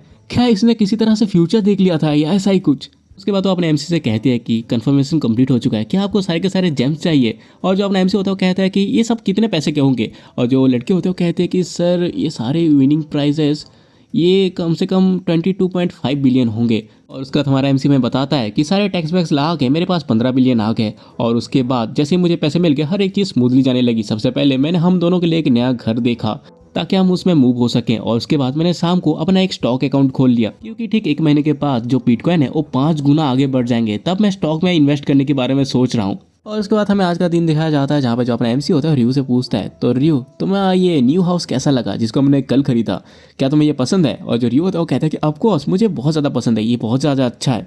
मैंने अपनी ज़िंदगी में कभी भी इतना बड़ा और एक्सपेंसिव हाउस नहीं देखा, हालांकि मैंने इसको पिक्चर्स में जरूर देखा था। लेकिन मुझे ये समझ नहीं आ रहा कि तुमने इसको किस्तों पे क्यों लिया जबकि तुम इस घर को खरीद सकते थे। लेकिन तभी जो अपना एमसी होता है वो कहता है कि अरे मेरे पास अब बिल्कुल भी पैसा नहीं है, मैंने बस 1 बिलियन छोड़ के बाकी सारे के बिटकॉइन खरीद लिए। और ये देखते ही जो रियो होता है ना वो तो सदमे में चला जाता है। और इसको देखे जो अपना एमसी होता है उसके पास आके कहता है देखो मेरे भाई मुझे पता है कि तुम मुझे क्या बकवास पेलने वाली हो, लेकिन तुम मेरा भरोसा करो मैं ये चीज़ बिना सोचे समझे नहीं कर रहा, तुम्हें तो पता ही होना चाहिए। वैसे भी हम लॉटरी से और ज़्यादा पैसे कमा सकते हैं क्योंकि आज मैंने सपने में 4 नंबर्स और देखे हैं। देख रहे हो कैसे अपने छोटे भाई को ये चूतिया बना रहा है। और इसका भाई इतना बड़ा नल्ला है ना वो भरोसा भी कर लेता है, अब कैसे नहीं करेगा, 13 साल का निक भाई तो है। और उसके बाद तो अपने एमसी को जोर जोर से हिलाते हुए कहता है तुमने उसको अच्छी तरह से याद किया है ना, पक्का याद किया है ना, उसको भूलना मत। और जो अपना एमसी होता है वो कहता है अरे बाबा ठीक है मैं उसको नहीं भूलूंगा, मुझे अच्छे से याद है वो। और यहाँ पे अपना जो एमसी होता है वो तो सोचा होता है तुम्हें नहीं पता मैंने ये चीज़ कितनी बार की है, अगर मैं चाहूँ भी ना तब भी मैं इसको भूल नहीं सकता। और उसके बाद जो अपना एमसी होता है वहाँ से जाने लगता है और कहता है कि चलो बाहर कुछ खा के आते हैं, इसे जल्दी से रेडी हो जाओ हम बाहर जाएंगे। और जो रियो होता है कहता है कि कहाँ पे जाना है हमें। लेकिन जो अपना एमसी होता है एक स्माइल देते हुए कहता है मैं तुमको अभी नहीं बताऊंगा। और उसका थोड़ा सिंकट होता है और हम हावेंग को देखते हैं जो कि एक दीवार में एक पंच मारता है, इससे वो जो दीवार है वो टूट जाती है। और इसको देख के जो हावेंग होता है ना बहुत ज़्यादा खुश हो जाता है और वो कहता है कि क्या बात है, मुझे तो लकी ड्रॉ लग गया, मेरे पावर सारे बढ़ चुके हैं, मैं बिलीव नहीं कर पा रहा कि मुझे मसल स्ट्रेंथ का रूइन मिल गया, ये तो मेरे स्ट्रेंथ को डबल कर चुका है। और उसके बाद ना वो उस दीवार में ना लगातार पंच मार रहा होता है और उस दीवार के टुकड़े टुकड़े कर रहा होता है। और उसके बाद वो कहता है इस पावर के साथ तो टायसन भी मुझसे जलेगा। हाँ चलो बहुत ट्रेनिंग हो चुकी है, अब असली काम की तरफ निकलते हैं। और उसके बाद हमारा सीन कट होता है और हम अपने हावेंग को देखते हैं जो कि अपने एमसी के घर के बाहर आके उसके दरवाजे को जोर जोर से पीट रहा होता है और कह रहा होता है मुझे डाउट है कि उस कमीने की पिटाई हुई होगी, लेकिन वो साला मेरे कॉल्स नहीं उठा रहा और उसको इग्नोर मार रहा है, लगता है कि वो छुप के बैठा है कहीं। साला वो एरोगेंट कमीना, मुझे इस तरह से घूरने के बाद उसे क्या लगता है कि वो मेरे हाथों से इस तरह से बच जाएगा, मैं उसको अपने इन्हीं हाथों से मार डालूंगा। और उसके बाद तो उसके दरवाजे को जोर जोर से पीटने लगता है और वो सोचा होता है इवन हम दोनों प्लेयर्स ही क्यों ना हो, लेकिन एक लूजर हमेशा लूजर रहता है, इसलिए मुझे जल्दी से उसके मैनर्स को फिक्स करने की जरूरत है। लेकिन वो देखता है कि अंदर से कोई रिप्लाई नहीं आता और सोचा होता है ये ऑब्वियस है कि वो घर के अंदर ही है, लेकिन आखिरकार वो बाहर क्यों नहीं आ रहा। हाँ अगर ऐसी बात है। और उसके बाद ना वो एक साइकोपैथ की तरह कहता है हे कमीने क्या तुम घर पे नहीं हो, बाहर आओ मैं तुमसे मिलने आया हूँ। और उसके बाद ना वो अपने कानों को उस दरवाजे में रख देता है और सोचा होता है अगर एक सांस लेने की भी आवाज़ आ गई तो मैं दरवाज़ा तोड़ के अंदर घुस जाऊंगा। लेकिन तभी कोई कहता है एक्सक्यूज मी स्टूडेंट, तुम किसी और पर्सन के दरवाजे के बाहर क्या कर रहे हो। और उस बुढ़ाओ को देख के जो हावेंग होता है वो कहता है कि इससे तुम्हारा कोई मतलब नहीं है, क्या तुम इस घर के ओनर हो। और जो बुढ़ाओ होता है वो कहता है कि हाँ वैसे मैं इस घर का ओनर ही हूँ। और ये सुनते ही जो हावेंग होता है वो जरा शौक हो जाता है और तभी जो बुढ़ाओ होता है वो कहता है क्या तुम अपने दोस्त से मिलने आए हो। जो हावेंग होता है ये सुनते ही थोड़ा कन्फ्यूज हो जाता है और कहता है कि क्या दोस्त। और उसका तो कहता है कि अरे हाँ हाँ हाँ मेरा दोस्त, अगर आप इस घर का ओनर हो तो क्या आप इस दरवाजे को खोल सकते हो मेरे लिए, क्योंकि सडनली मेरा उसके साथ कांटेक्ट नहीं हो रहा है, इसलिए प्लीज़ आप अगर उसको ओपन।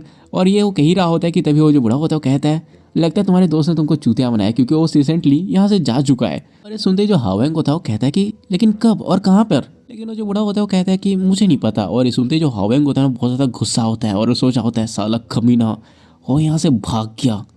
और उसके बाद हमारा सीन कट होता है और हम एक बहुत बड़ी सी बिल्डिंग को देखते हैं जिसको देख के जो रियो होता है वो कहता है कि वाह ये तो सच में बहुत ही ज़्यादा बड़ा है और इसका जो एंट्रेंस है वो तो और भी ज़्यादा अच्छा है। और उसका जो अपना एमसी होता है ना वो वहाँ पे जाके एक्सेस कार्ड मांगता है और इसको देख के जो रियो होता है ना वो सोचा होता है इवन यहाँ पे तो एक्सेस कार्ड भी है। और यहाँ पे सिक्योरिटी भी है। ये जगह तो सच में बहुत ही ज़्यादा अमेजिंग है। और जो अपना एमसी होता है वो कहता है कि हाँ, और उसके बाद ना वो लोग अपने फ्लैट के अंदर जाते हैं। इसको देखिए जो रियो होता है वो कहता है कि ये तो कितना ज़्यादा बड़ा है। अगर ये कितना बड़ा है होता है, जो अपना एमसी होता है वो कहता है कि 100 पियोंग। और ये सुनते ही जो रियो होता है वो कहता है कि क्या 100 पियोंग, ये हम दोनों के रहने के लिए कुछ ज्यादा बड़ा नहीं है। और तभी जो अपना एमसी होता है वो कहता है देखो हमारे पास बहुत सारे पैसे हैं और मैं भी इस तरह की जगह पे रहना चाहता था। और तभी जो अपना यू होता है वो पूछता है क्या तुमने इसके लिए कितने पैसे दिए। और जो अपना एमसी होता है वो बताता है देखो मैंने 5 बिलियन रुपए डिपॉजिट किया और हमारा मंथली रेंट है 22 मिलियन। और ये सुन के जो रियू होता है ना वो तो सदमे में चला जाता है, क्योंकि इनको महीने के 22 मिलियन रुपए देने पड़ेंगे। और उसके बाद वो अपने एमसी से कहता है वैसे भाई तुम्हें नहीं लगता कि ये बहुत ज़्यादा एक्सपेंसिव है और हमारे लिए ये बेहतर होता है कि हम थोड़े सस्ती जगह पे रहते। लेकिन जो अपना एमसी होता है वो कहता है कि नहीं, हमें इतना तो पे करना ही पड़ेगा, क्योंकि ये एक्सपेंसिव के होने के साथ साथ यहाँ की जो सिक्योरिटी है वो भी बहुत ज़्यादा अच्छी है। और वो उसके बाद हमें बताता है कि जब प्लेयर उस गेम के अंदर चले जाते हैं तब वो डीप स्लीप में चले जाते हैं। और इस टाइम पे जो प्लेयर्स होते हैं सबसे ज़्यादा वीकेस्ट होते हैं। अगर कोई नेचुरल डिजास्टर आ गया जैसे कि अर्थक्वेक तो इससे उनको खतरा है। और उससे अलावा किसी ने अगर उनके लिए कोई एसेसियन हायर कर लिया तो उससे भी उनको बहुत ज़्यादा खतरा हो सकता है। इसलिए जितना जल्दी हो सके प्लेयर को उतना जल्दी अपने लिए सबसे ज़्यादा सेफेस्ट प्लेस ढूंढने की ज़रूरत है, ताकि जैसे ही वो गेम के अंदर जाए तो उनके ऊपर कोई खतरा ना हो। क्योंकि फर्क नहीं पड़ता तुम उस दुनिया में कितना ही ज़्यादा आसमान में उड़ लो या कितना ही ज़्यादा ज़मीन में रेंग लो, अगर रियल लाइफ पे तुम्हें किसी ने मार दिया तो तुम्हारा सब कुछ खत्म हो जाएगा। और उसके बाद जो अपना एमसी होता है और रियू से पूछता है तो रियू क्या तुम्हें घर पसंद आया। और जो रियू होता है वो कहता है मुझे तो ये बहुत ज़्यादा पसंद आया। और ये सुन के जो अपना एमसी होता है वो खुश होते हुए कहता है कि चलो मुझे राहत मिली कि तुम्हें ये पसंद आया। और उसके बाद जो रियू होता है ना वो गहरे सोच में पड़ जाता है। और उसके बाद वो अपने एमसी से कहता है कि मुझे माफ़ कर देना, अगले महीने तुम दूसरे वर्ल्ड पे घसीटे लिए जाओगे और मैं यहाँ पे बहुत ज़्यादा खुश हो रहा हूँ। मैं कुछ अपने ख्यालों में ज़्यादा ही घुस गया था, इसलिए मुझे माफ़ कर देना। और अपने भाई को इस तरह से सैड देख के जो अपना एमसी होता है ना उसके कंधे में एक थप्पड़ मार के कहता है अरे यार तुम इस तरह से सैड क्यों लग रहे हो, तुम्हें क्या लगता है कि मैं दूसरे राउंड से रिटर्न नहीं आऊँगा। बट जो रियू होता है वो कहता है कि लेकिन फिर भी। और तभी जो अपना एमसी होता है वो कहता है फालतू की चीज़ें को सोचना बंद करो। और मैंने सुना है कि सेकंड फ्लोर पे जो शॉपिंग मॉल है वहाँ पे अच्छा खासा कोरियन रेस्टोरेंट है, तो चलो जाकर वहाँ पे खा के आते हैं। और जो रियू होता है वो कहता है कि ठीक है। और तभी हम देखते हैं कि अपने एमसी को किसी का कॉल आता है और उसको देख के जो अपना एमसी होता है वो कहता है कि हाँ लगता है उसको पता लग चुका है कि हम लोग वहाँ से जा चुके हैं, लेकिन मैं इसको अभी जस्ट इग्नोर करूंगा क्योंकि मैं अभी सच बता रहा हूँ, उसके सामने जाने का बिल्कुल भी मन नहीं है जिसको कि दूसरे वर्ल्ड के बारे में कुछ पता है। और वो उसके कॉल को इग्नोर मार देता है। और उसके बाद हमें अगले दिन का सीन दिखाया जाता है जहाँ पे जो अपना एमसी होता है वो सो के उठता है और देखता है कि जो रियू है वो कहीं जाने के लिए रेडी है। और जो अपना एमसी होता है वो कहता है रियू तुम कहाँ पे जा रहे हो क्या। और जो रियू होता है वो कहता है कि हाँ मैंने कुछ राइस केक ऑर्डर किए थे तो मैं वही लेने जा रहा हूँ। और ये सुन के जो अपना एमसी होता है वो नींद में कहता है कि क्या राइस केक। और वो सोचा होता है इसने तो पहले कभी ऐसा कुछ नहीं किया। हाँ ये बात भी है कि मैं बहुत बार रिग्रेस हो चुका हूँ, लेकिन इसका मतलब ये नहीं कि हर बार एक ही सिचुएशन रिपीट हो। लेकिन उसने आज तक कभी राइस केक नहीं मंगाया था। और उसके बाद अपना एमसी उसे पूछता है कि आखिरकार राइस केक क्यों मंगाया तुमने। और जो रियो होता है वो कहता है हम लोग यहाँ पे न्यूली मूव हुए हैं तो मैं चाह रहा हूँ कि मैं आसपास जो पड़ोसी हैं उनको राइस केक दे सकूँ ताकि उनके सामने थोड़ा अच्छा इंप्रेशन बना सकूँ मैं। और ये सुन के जो अपना एमसी होता है वो कहता है कि वेल अच्छा नेबर बनना इतना बुरा आइडिया भी नहीं है, ये अच्छी चीज़ है। और जो अपना रियो होता है वो कहता है कि राइट ठीक है फिर मैं नीचे जाके राइस केक लेके सबको दे के जल्दी से आ जाता हूँ। लेकिन जो अपना एमसी होता है वो कहता है कि अरे रुको रुको रुको, ये चीज़ अच्छी होगी कि हम दोनों एक साथ जाके उनको ग्रीट करें, इसलिए तुम थोड़ा सा वेट करो मैं चेंज करके आ जाता हूँ। और उसके बाद सीन शिफ्ट होता है और हम देखते हैं वो एक घर का बेल बजाते हैं जहाँ पे अंदर से आवाज़ आती है कि कौन है। और तो जो रियो होता है वो कैमरे के सामने मुंह दिखा के कहता है कि हम लोग यहाँ पे न्यूली शिफ्ट हुए हैं, हम लोग आपके नेबर्स हैं, इसलिए हम लोग यहाँ पे ग्रीटिंग करने आए हैं। और वो अंदर से एक औरत बाहर आती है जो कहती है कि तुमसे मिलकर खुशी हुई और तुम दोनों की शक्ल देख ऐसा लग रहा है कि तुम लोग ब्रदर्स हो। और जो रियो होता है वो कहता है कि हाँ हम दोनों भाई हैं और हम दोनों आपके लिए राइस केक लेके आए हैं, इसलिए इसको खा के आप इंजॉय कीजिएगा। और वो जो औरत होती है वो कहती है थैंक यू। और उसके बाद जो रियो होता है वो अपना सर झुका के उनको गुड बाय कह के निकल जाता है। और इसी तरह से वो बहुत सारे घर पे राइस केक दे के आते हैं। और उसका जो रियो होता है वो बहुत ज़्यादा थक चुका होता है और कहता है हाँ भाई अब बस एक ही घर बचा है देने के लिए। और जो अपना एमसी होता है वो कहता है कि यप जल्दी से इसको फिनिश करके जल्दी से घर पे जाके रेस्ट करते हैं। और तभी जो अपना एमसी होता है वो रियू से कहता है वैसे रियू क्या तुम्हें पता है कि ये एक पेंट हाउस फ्लोर है, यहाँ पे जो लोग होते हैं ना वो 44 और 45 फ्लोर को एक साथ यूज़ करते हैं। और सुनते ही जो रियू होता है वो कहता है कि वाह इसका मतलब तो वो लोग बहुत ही ज़्यादा रिच हैं। और तभी जो रियू होता है ना वो एक घर के बाहर का बेल दबाता है और जो अपना एमसी होता है वो कहता है मुझे ठीक से याद नहीं लेकिन शायद यहाँ पे किसी सेलिब्रिटी का बच्चा या ऐसा कोई रहता है। और तभी वो लोग देखते हैं कि अंदर से कोई बाहर नहीं आता। और इसको देखे जो अपना एमसी होता है वो कहता है लगता है इसके अंदर कोई भी नहीं है। बट जो रियू होता है ना वो एक और बार बेल दबाता है लेकिन कोई नहीं आता। और जो रियू होता है वो कहता है लगता है सच में घर पे कोई भी नहीं है, चलो चलते हैं। और उसके बाद वो लोग जाने ही वाले होते हैं कि तभी दरवाज़ा खुलता है और जो रियू होता है उसको देख के कहता है ये पर्सन तो एक्ट्रेस एसियो आरिन है। लेकिन अपना एमसी उसको जानता नहीं था और वो थोड़ा कंफ्यूज होता है कि आखिरकार ये लौंडिया है कौन। और तभी जो रियू होता है वो कहता है ये तो कितनी ज़्यादा खूबसूरत है बिल्कुल परी की तरह। लेकिन तभी ना उनके सामने ना रिन का गार्ड आके कहता है आखिर तुम दोनों हो कौन। क्या तुम इनके फैंस हो? लेकिन तो जो अपना एमसी होता है कहता है कि माफ कर देना, हम तो बस अभी नीचे वाले फ्लोर पे मूव हुए हैं। और तो जो गार्ड होता है वो राइस केक दिख के कहता है अच्छा तो तुम लोग यहाँ पे अपने आप को इंट्रोड्यूस करवाने आए हो। और जो अपना रिव्यू होता है वो कहता है कि हाँ ये लीजिए कुछ राइस केक लीजिए। लेकिन वो जो गार्ड होता है ना उनको इग्नोर मारते हुए आगे जाते हुए कहता है नहीं कोई बात नहीं, वैसे भी वो ये सब नहीं खाती। और उसके बाद वो एक दूसरे दरवाजे को अपने कार्ड से खोलता है और इनको अंदर बुलाता है और रिन अंदर चुपचाप चली जाती है। और उसको देखे जो अपना एमसी होता है वो कहता है मुझे ये तो नहीं पता कि ये कौन थे, लेकिन इतना बता सकता हूँ ये बहुत ज्यादा रूड था। वैसे रियो तुम इन जैसे लोगों के ऊपर ध्यान मत दो। और जो रियो होता है वो कहता है कि नहीं नहीं कोई बात नहीं मैं ठीक हूँ। लेकिन क्या तुमने उसको देखा कि नहीं देखा? और जो अपना एमसी होता है वो कहता है कि और वो जो रियो होता है वो कहता है कि अरे वो सीईओ आरिन थी, सीईओ आरिन।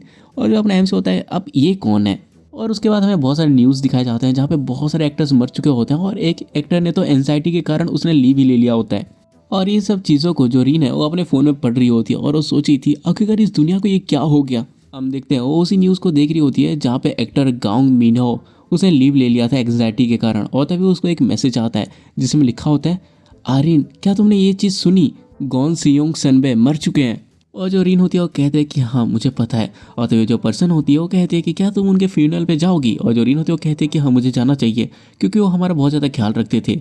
और जो पर्सन होती है वो कहती है ठीक है फिर हम दोनों एक साथ जाएंगे। और रीन कहते हैं कि ठीक है। और उसके बाद वो फ़ोन को नीचे रख के कहती है इवन वो सनवे जो मुझसे बहुत ही ज़्यादा फेमस थी वो भी पहले राउंड पे सर्वाइव नहीं कर पाए।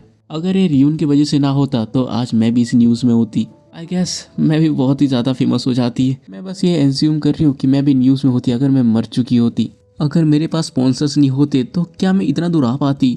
और ये पेंट हाउस ये भी मुझे प्रोवाइड किया गया है। और वो ये सब सोच ही रही होती कि तभी उसके पीछे उसका गार्ड आता है और वो पूछता है आप किसके बारे में सोच रही हैं? और जो रीन होती है वो कहती है कि नहीं कुछ नहीं। लेकिन वो उनके सामने बैठ के कहता है नहीं कोई बात नहीं, ठीक है आप मेरे सामने कुछ भी कह सकते हैं, मैं आपकी हर बात सुनूंगा।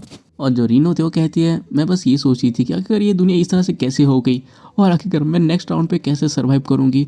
बस इसी तरह की फालतू चीज़ें मैं सोच रही हूँ। और तभी वो जो गार्ड होता है वो कहता है आपको उस राउंड के बारे में चिंता करने की ज़रूरत नहीं है, आपके पास मैं हूँ तो आपको किसी चीज़ के बारे में चिंता करने की ज़रूरत नहीं। आप कुछ ज़्यादा ही सोचते हैं, आपको बस मेरे ऊपर रिलाई होकर रहना है। सुनते जो रीन होते हैं वो स्माइल देते हुए कहती है श्योर, आखिरकार और कौन है जिसको ऊपर मैं ट्रस्ट कर सकती हूँ। लेकिन वो अपने मन में सोच रही थी जब कंपनी ने इसे मेरे बॉडीगार्ड के लिए चूज़ किया मुझे बहुत ही ज़्यादा अजीब लगा क्योंकि मुझे ऐसा लग रहा है इसको मेरे ऊपर नज़र रखने के लिए हायर किया गया है। लेकिन फिर भी अगर ये उस टाइम पे नहीं होता तो आज पहले राउंड पे मैं मर चुकी होती। इस तरह से रीन को सोचते हुए देख के वो जो गार्ड होता है वो कहता है आप चिंता मत करिए, भले ही कुछ भी हो जाए मैं आपको प्रोटेक्ट करूंगा। और जो रीन होती है वो कहती है ठीक है थैंक यू। और उसका जो रीन होता है ना मूड को शांत करने के लिए कहती है बाय द वे थोड़ी देर पहले ऐसा लग रहा है कि हमारे पास कुछ नए पड़ोसी आए हैं और उसे वो राइस केक बहुत ज़्यादा यमी लग रहा था। लेकिन वो जो गार्ड होता है वो कहता है लेकिन अगर आप उसको खाएंगी तो आपका वेट गेन हो जाएगा। और उसका जो रीन होती है वो कहती है लेकिन वो लोग बहुत ज़्यादा अच्छे लग रहे थे, तुम बेकार में उनके ऊपर बहुत ज़्यादा रूड हो गए। लेकिन वो जो गार्ड होता है वो कहता है मैं पक्का श्योर हूँ उनको उस राइस केक के बदले दोबारा कुछ ना कुछ चीज़ें जरूर चाहिए होगा और अगर हमने उस टाइम पे उनके हाथों से वो राइस केक ले लिया होता तो वो हमें बार बार परेशान करते। लेकिन जो रीन होती है वो तो सोच रही थी वो दोनों मुझे कोई बुरे इंसान नहीं लग रहे थे। और उसका तो गार्ड से पूछती है वैसे उन दोनों में से एक बंदा 15 साल से ज़्यादा लग रहा था तो शायद उसने भी 100 गॉब्लिन को मार के सर्वाइव किया है।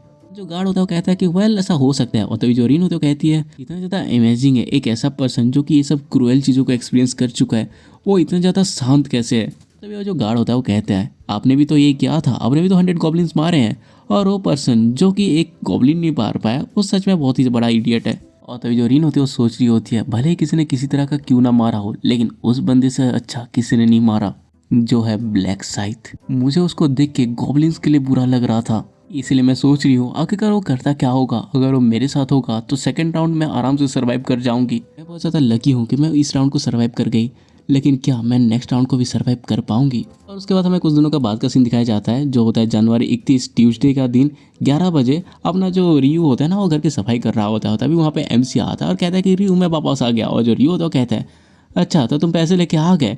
और वो पूछता है कि कितने पैसे लेके आए हो। और जो अपना एमसी होता है वो कहता है कम से कम 15 बिलियन समथिंग।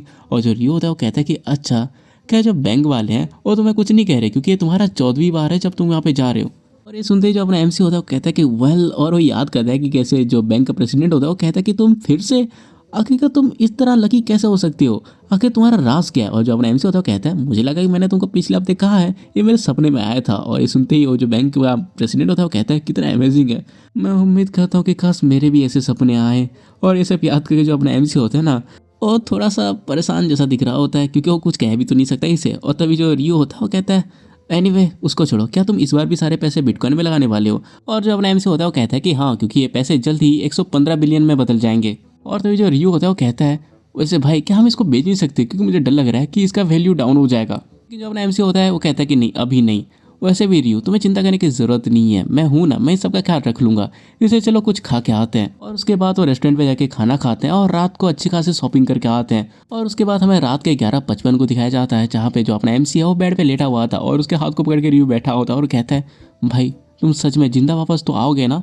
और जो अपना एमसी होता है वो कहता है अरे हाँ, तुम मुझे चिंता मत करो यार, मैं बहुत ज़्यादा स्ट्रांग हूँ, तुमने तो देखा था मैंने तुम्हारे बुली को कैसे पहला है। लेकिन जो रियो होता है वो कहता है लेकिन फिर भी।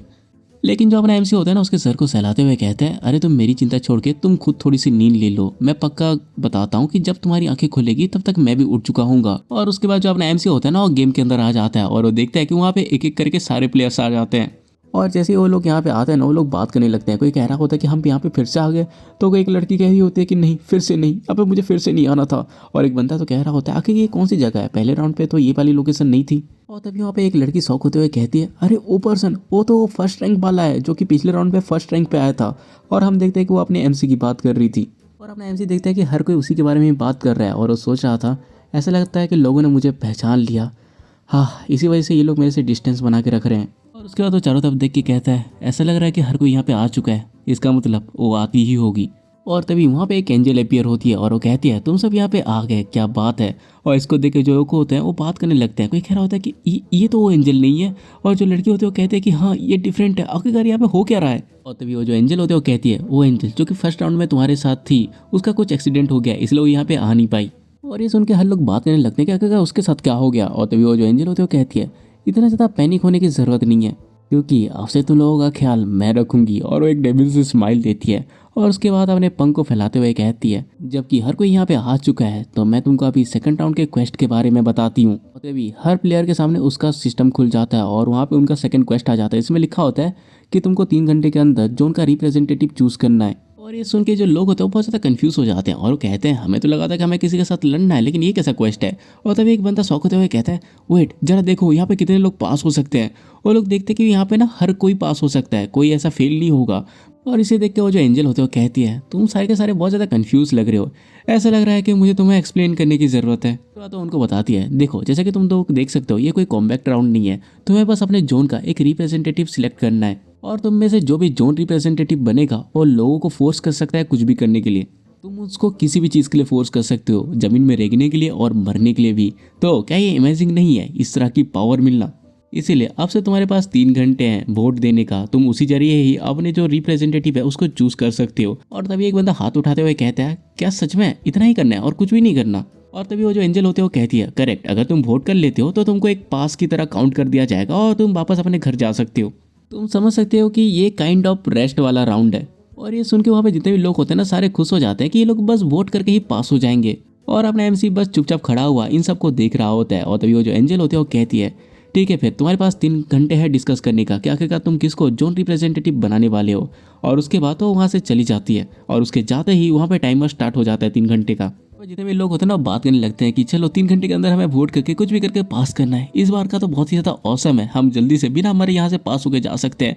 और इसके अलावा जिसके पास भी ये अथॉरिटी होगी वो किसी के ऊपर कुछ भी ठोस जमा सकता है। और हम तभी अपने हाओएंग को देखते हैं जो कि कहता है छी मैं यहाँ पे प्रिपेयर होके आया था लड़ने के लिए, लेकिन यहाँ पे तो कुछ हो ही नहीं रहा।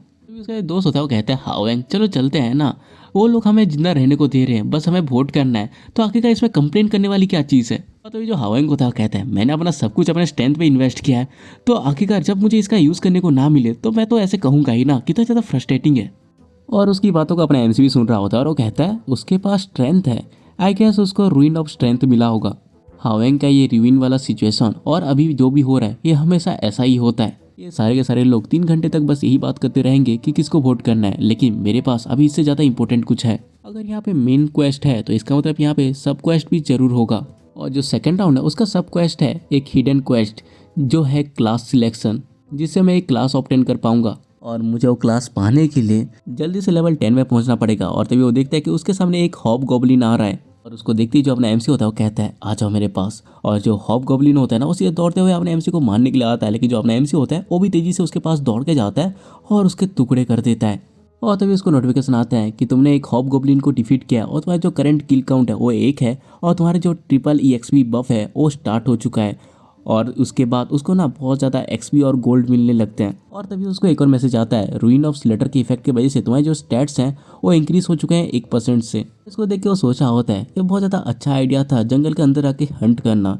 यहाँ पे अगर एक गॉब्लिन दिखा है तो इसका मतलब ये है कि यहाँ पे और भी सारे गॉब्लिन्स हैं। और होता भी ऐसा है, वहाँ पे झाड़ियों के अंदर बहुत सारे गॉब्लिन उसका वेट कर रहे थे और इनको देख के जो अपना MC होता है वो एक स्माइल देता है और उसके सामने जितने भी गॉब्लिन्स होते हैं ना वो सीधे अपने MC के पास आने लगते हैं। और ऐसे ही एक एक करके जो अपना MC होता है ना हर एक गॉब्लिन को अपने डेगा से काटता जाता है और वहाँ पे उनके लाशों का ढेर बिछा देता है, जिससे उसका ना लेवल अप हो जाता है। और वो देखता है कि उसका टाइम ना अभी भी बहुत ज़्यादा बचा है और वो कहता है कि आधा घंटा जा चुका है। उसके बाद वो अपने स्टेटस विंडो को ओपन करके कहता है, मैं ऑलरेडी 9 लेवल पे पहुंच चुका हूँ और मैं सारे के सारे जो पॉइंट्स हैं उसको मैं एजिलिटी में डालूंगा, क्योंकि स्ट्रेंथ पे डालना तब सेंस बनाता है जब हाउवैंग की तरह रूइन ऑफ स्ट्रेंथ हो, लेकिन हर क्लास पे ये कोई बेस्ट आइडिया नहीं है। उसके बाद अपना MC हमें बताता है यहाँ पे टोटल 4 कंपोनेंट स्टेट है और वो है स्ट्रेंथ, इंटेलिजेंस, एजिलिटी और लक। जो स्ट्रेंथ होती है वो तुम्हारे फिजिकल डैमेज, स्टेमिना और डिफेंस पावर को इफेक्ट करती है और जो इंटेलिजेंस होती है वो तुम्हारे मैजिक डैमेज, मेंटेलिटी और कैलकुलेशन स्पीड को इफेक्ट करती है। और जो एजिलिटी होती है वो इफेक्ट करती है तुम्हारे अटैकिंग स्पीड को, मूवमेंट स्पीड को और इम्प्रूव करती है तुम्हारे डॉजिंग को। और जो लक है वो इफेक्ट करता है तुम्हारे chances of critical damage, item drops और एक्स्ट्रा गोल्ड रिवार्ड्स को। ये सारे के सारे बहुत ज़्यादा इंपॉर्टेंट है। बेसिकली जो ग्रीम रीपर क्लास होती है वो बहुत मैजिकल और फिजिकल डैमेज देती है, इसीलिए सारे स्टैट्स को इक्वली बढ़ाना बेस्ट होता है। और तभी ना MC को थोड़ी बहुत आवाज़ें आती हैं और वो पीछे पलटते हुए सोच रहा था, ऐसा लग रहा है कोई तो है जो मेरा पीछा कर रहा है। मैं इतने टाइम से फाइट कर रहा था और उसमें बिजी था, इसलिए मैं इसमें अटेंशन नहीं दे पाया, लेकिन ऐसा लग रहा है कि कोई मेरे आसपास है। लेकिन आज से पहले तो ऐसा कभी नहीं हुआ। उसका जो अपना MC होता है अपने चाकू को उसी तरफ दिखा के वो कहता है, मुझे नहीं पता कि तुम कौन हो, इसलिए अपने आप को दिखाओ और अपने आप को रिवील करके अपने इंटेंशन बताओ, नहीं तो तुम मरने के लिए रेडी हो जाओ। और इतना सुनते ही वहाँ अंदर से रीन बाहर आती है और कहते कि अरे मैं थी यहाँ पे। और उसे देख के जो अपना MC होता है कंफ्यूज हो जाता है और कहता है कि ये तो एक्ट्रेस है और तब से ये मेरा फॉलो कर रही थी। और तभी जो रीन होती है वो कहती है, मुझे माफ़ कर देना कि मैं तुम्हारा फॉलो कर रही थी। और तभी उसके पीछे से एक और बंदा आता है और कहता है कि मुझे भी इसके लिए माफ़ कर देना, और हाँ, हम किसी बुरे इरादे से तुमको फॉलो नहीं कर रहे थे, इसलिए प्लीज़ तुम शांत हो जाओ। और तभी जो अपना MC होता है ना उसका प्लेयर नेम देखता है जो होता है सांग चियोल, और इसको देख के जो अपना MC होता है वो सोचा होता है कि क्या सांग चियोल, ये तो माँ ग्योनरोक का राइट हैंड है। उसके बाद जो अपना MC होता है वो कहता है, माँ ग्योनरोक वो ओल्डेस्ट सन है इस नेशन के बिगेस्ट कॉर्पोरेट का, जिसका यूज़र नेम है हेवनली डीमन। ये उन लोगों में से एक है जिनकी मुझे तलाश है। इसको अगर मैं अपने साइड पर रखूँगा तो मेरी स्ट्रीम और भी ज़्यादा स्ट्रॉन्ग बन जाएगी, लेकिन मुझे इसके अलावा एक प्रीस्ट की भी ज़रूरत है जिसका माँ ग्योनरोक के साथ एक कनेक्शन हो, ताकि मैं 20th राउंड पे जा सकूं। लेकिन मैंने ये एक्सपेक्ट नहीं किया था कि जो माँ ग्योनरोक है उसका राइट हैंड मुझे इतनी जल्दी मिल जाएगा। लेकिन आखिरकार ये रीन के साथ क्या कर रहा है? क्या इसका मतलब ये हो सकता है कि उस टाइम वो जो बंदा था, हाँ अभी मुझे पता चला, मैंने इसके बारे में सुना था, माँ ग्योनरोक के कंपनी के स्पॉन्सर सेलिब्रिटी के बारे में। और उसके बाद जो अपना MC होता है उनसे पूछता है, तुम मेरा कब से पीछा कर रहे थे? और यहाँ पे अपना MC जो होता है वो सोच रहा होता है, मुझे ये पसंद नहीं कि जो फ्यूचर है वो चेंज हो जाए। और तभी जो रीन होती है वो कहती है, स्टार्टिंग से ही हम तुम्हारा पीछा कर रहे थे, जैसे ही तुम फॉरेस्ट के अंदर गए वैसे ही हम तुम्हारे पीछे पीछे आ गए, इसीलिए प्लीज़ हमें माफ़ कर देना कि अगर हमने तुम्हें अपसेट किया हो तो। और तभी जो अपना MC होता है पूछता है, आखिर तुम मेरा फॉलो क्यों कर रहे थे? और जो रीन होती है वो कहती है, किसी बुरे इरादे से नहीं कर रहे थे, मैं बस तुम्हें एक ऑफ़र देना चाहती हूँ। और जो अपना MC होता है वो कहता है कि क्या ऑफ़र? और तभी जो रीन होती है वो कहते हैं कि हाँ, तुम पहले राउंड में फर्स्ट आए थे, इसीलिए मैं चाहती हूँ कि मैं तुम्हारे टीम को ज्वाइन करूँ। और ये सुनते ही जो अपना MC होता है हंसते हुए कहता है, अच्छा एक टीम, क्या ये बातें तब अप्लाई नहीं होती जब तुम मेरे किसी काम के होते? और ये सुनते जो रीन होती है वो कहती है, हाँ ये सच है, लेकिन बट तभी जो अपना MC होता है वो कहता है, देखो मुझे तुम लोगों की ज़रूरत नहीं है गाइस, और तुम इस तरह की बकवास चीज़ों से मेरा टाइम वेस्ट मत करो। और उसके बाद तो वहाँ से चुपचाप चला जाता है। और इसको देख के जो रीन का गार्ड होता है वो कहता है, सीरियसली वो बहुत ही ज़्यादा एरोगेंट है। और तभी हम रीन को देखते हैं जो कि सीधे नीचे बैठ जाती है। और इसको देख के जो गार्ड होता है वो कहता है कि क्या हुआ? और तभी जो रीन होती है वो कहती है, आई गेस वो बिना किसी रीजन के फर्स्ट में नहीं है, उसका जो ऑरा था वो बहुत ज़्यादा डरा देने वाला था। और ये सुन के जो गार्ड होता है वो कहता है कि क्या डरा देने वाला? अगर किसी के मुंह पे तुम चाकू रखोगे तो तुम्हारा ऑरा तो ऐसा होगा ही। और तभी जो रीन होती है वो उठते हुए कहती है, मैं चाहती हूँ कि मैं उसी की सेम टीम पे हूँ, लेकिन ये बिल्कुल भी काम नहीं कर रहा। और तभी वो जो गार्ड होता है वो कहता है, क्या मैंने तुमको कहा नहीं था कि इस तरह के लोग अपनी ईगो को स्टोर करके रखते हैं और वो किसी के लिए भी काम नहीं करते। हाँ, कितनी शर्म की बात है कि हमने इसका पीछा करके अपना टाइम वेस्ट किया। और तभी जो रीन होती है वो कहती है लेकिन मैंने ये एक्सपेक्ट नहीं किया था कि जंगल के अंदर मॉन्स्टर्स होंगे, तो तुम क्या कहते हो बचे हुए टाइम पे थोड़ा सा हंट कर लें। और वो जो गार्ड होता है वो कहता है कि वेल ये इतना बुरा आइडिया भी नहीं है। और जो रीन होती है वो कहती है चलो फिर। और उसके बाद हमें गहरे जंगल का सीन दिखाया जाता है जहाँ पे एक गॉब्लिन होता है जो कि घूम रहा था। और तभी अपना एमसी सीधे उसके ऊपर जंप करके हमला करता है और सोच रहा था मैं ऑलरेडी इतना ज़्यादा बिजी हूँ और वो लोग चाहते हैं कि मैं उनके टीम में चला जाऊँ। मेरे लिए सबसे ज़्यादा इंपॉर्टेंट अभी ये है कि मुझे लेवल अप करना है। और इसी तरह से वो उस गॉब्लिन को भी मार देता है और हमें पता चलता है कि अपना एमसी यहाँ पे 60 किल कर चुका है। लेकिन वो तभी देखता है कि वहाँ पे किसी भेड़िए टाइप का मॉन्स्टर है। और इसको देख के जो अपना एमसी होता है वो कहता है कि ओह इतने सारे गनोल, मैं तो बहुत ज़्यादा लकी हूँ। और ये सब वो कह ही रहा होता है कि वो सारे के सारे जो गनोल होते हैं ना सीधे अपने एमसी के ऊपर हमला करने के लिए जंप कर देते हैं। और इसे देख के जो अपना एमसी होता है ना वो भी अपने चाकू के साथ रेडी हो जाता है और उन सारे के सारे गनोल को आसमान में ही टुकड़े टुकड़े करके काट देता है। और उसके बाद वो जैसे ही नीचे आता है वो सारे के सारे जो गनोल्स हैं ना वो बारिश की तरह टुकड़ों में नीचे गिरते हैं। और तभी उसको नोटिफिकेशन आता है कि तुम्हारा लेवल 10 कंप्लीट हो चुका है और तुम्हारे जो क्लास सिलेक्शन की कंडीशन थी वो फुलफिल हो चुकी हैं। और इसी के साथ ये वाली जो एपिसोड है ये खत्म हो जाती है। अब आगे अपना एमसी क्या करने वाला है ये तो तुमको अगले वीडियो में पता चलेगा। और हाँ बहुत सारे लोग मुझे कमेंट करते हैं कि भाई तू सीरीज़ को कंप्लीट क्यों नहीं कर रहा, तो ये वाली जो सीरीज़ है इसको मैं पूरा कंप्लीट एक्सप्लेन करूँगा, भले ही इसमें कितने भी व्यूज़ क्यों ना आए। लेकिन हाँ इसका मतलब ये नहीं है कि भाई 5,000 10,000 या 15,000 व्यूज़ लाओ, ये भाई बहुत ही ज़्यादा कम होते हैं यार। इतने में ना वो अंदर से मन नहीं करता लाइक अगला एपिसोड बनाने का, तो तुम आई थिंक समझ पाओगे। और हाँ और यार मुझे पता है कि ये सीरीज़ ऑलरेडी एक्सप्लेन है बट मैंने ट्राई किया उससे बेहतर एक्सप्लेन करने की, तो शायद तुमको ये पसंद है। तो और क्या यार, और कुछ कहने को नहीं बचा है। अगर तुमको वीडियो पसंद आई है तो तुम्हें पता है क्या करना है, लाइक मारो, सब्सक्राइब मारो, प्यारा सा कमेंट कर दो और जितना हो सके उतना वीडियो को शेयर करो। और हो सके तो मुझे इंस्टाग्राम पे भी फॉलो कर दो जिसकी लिंक तुमको डिस्क्रिप्शन पे मिल जाएगी। तो यार आज के लिए इतना ही, तो मिलते हैं अगली वीडियो में, तब तक के लिए बाय।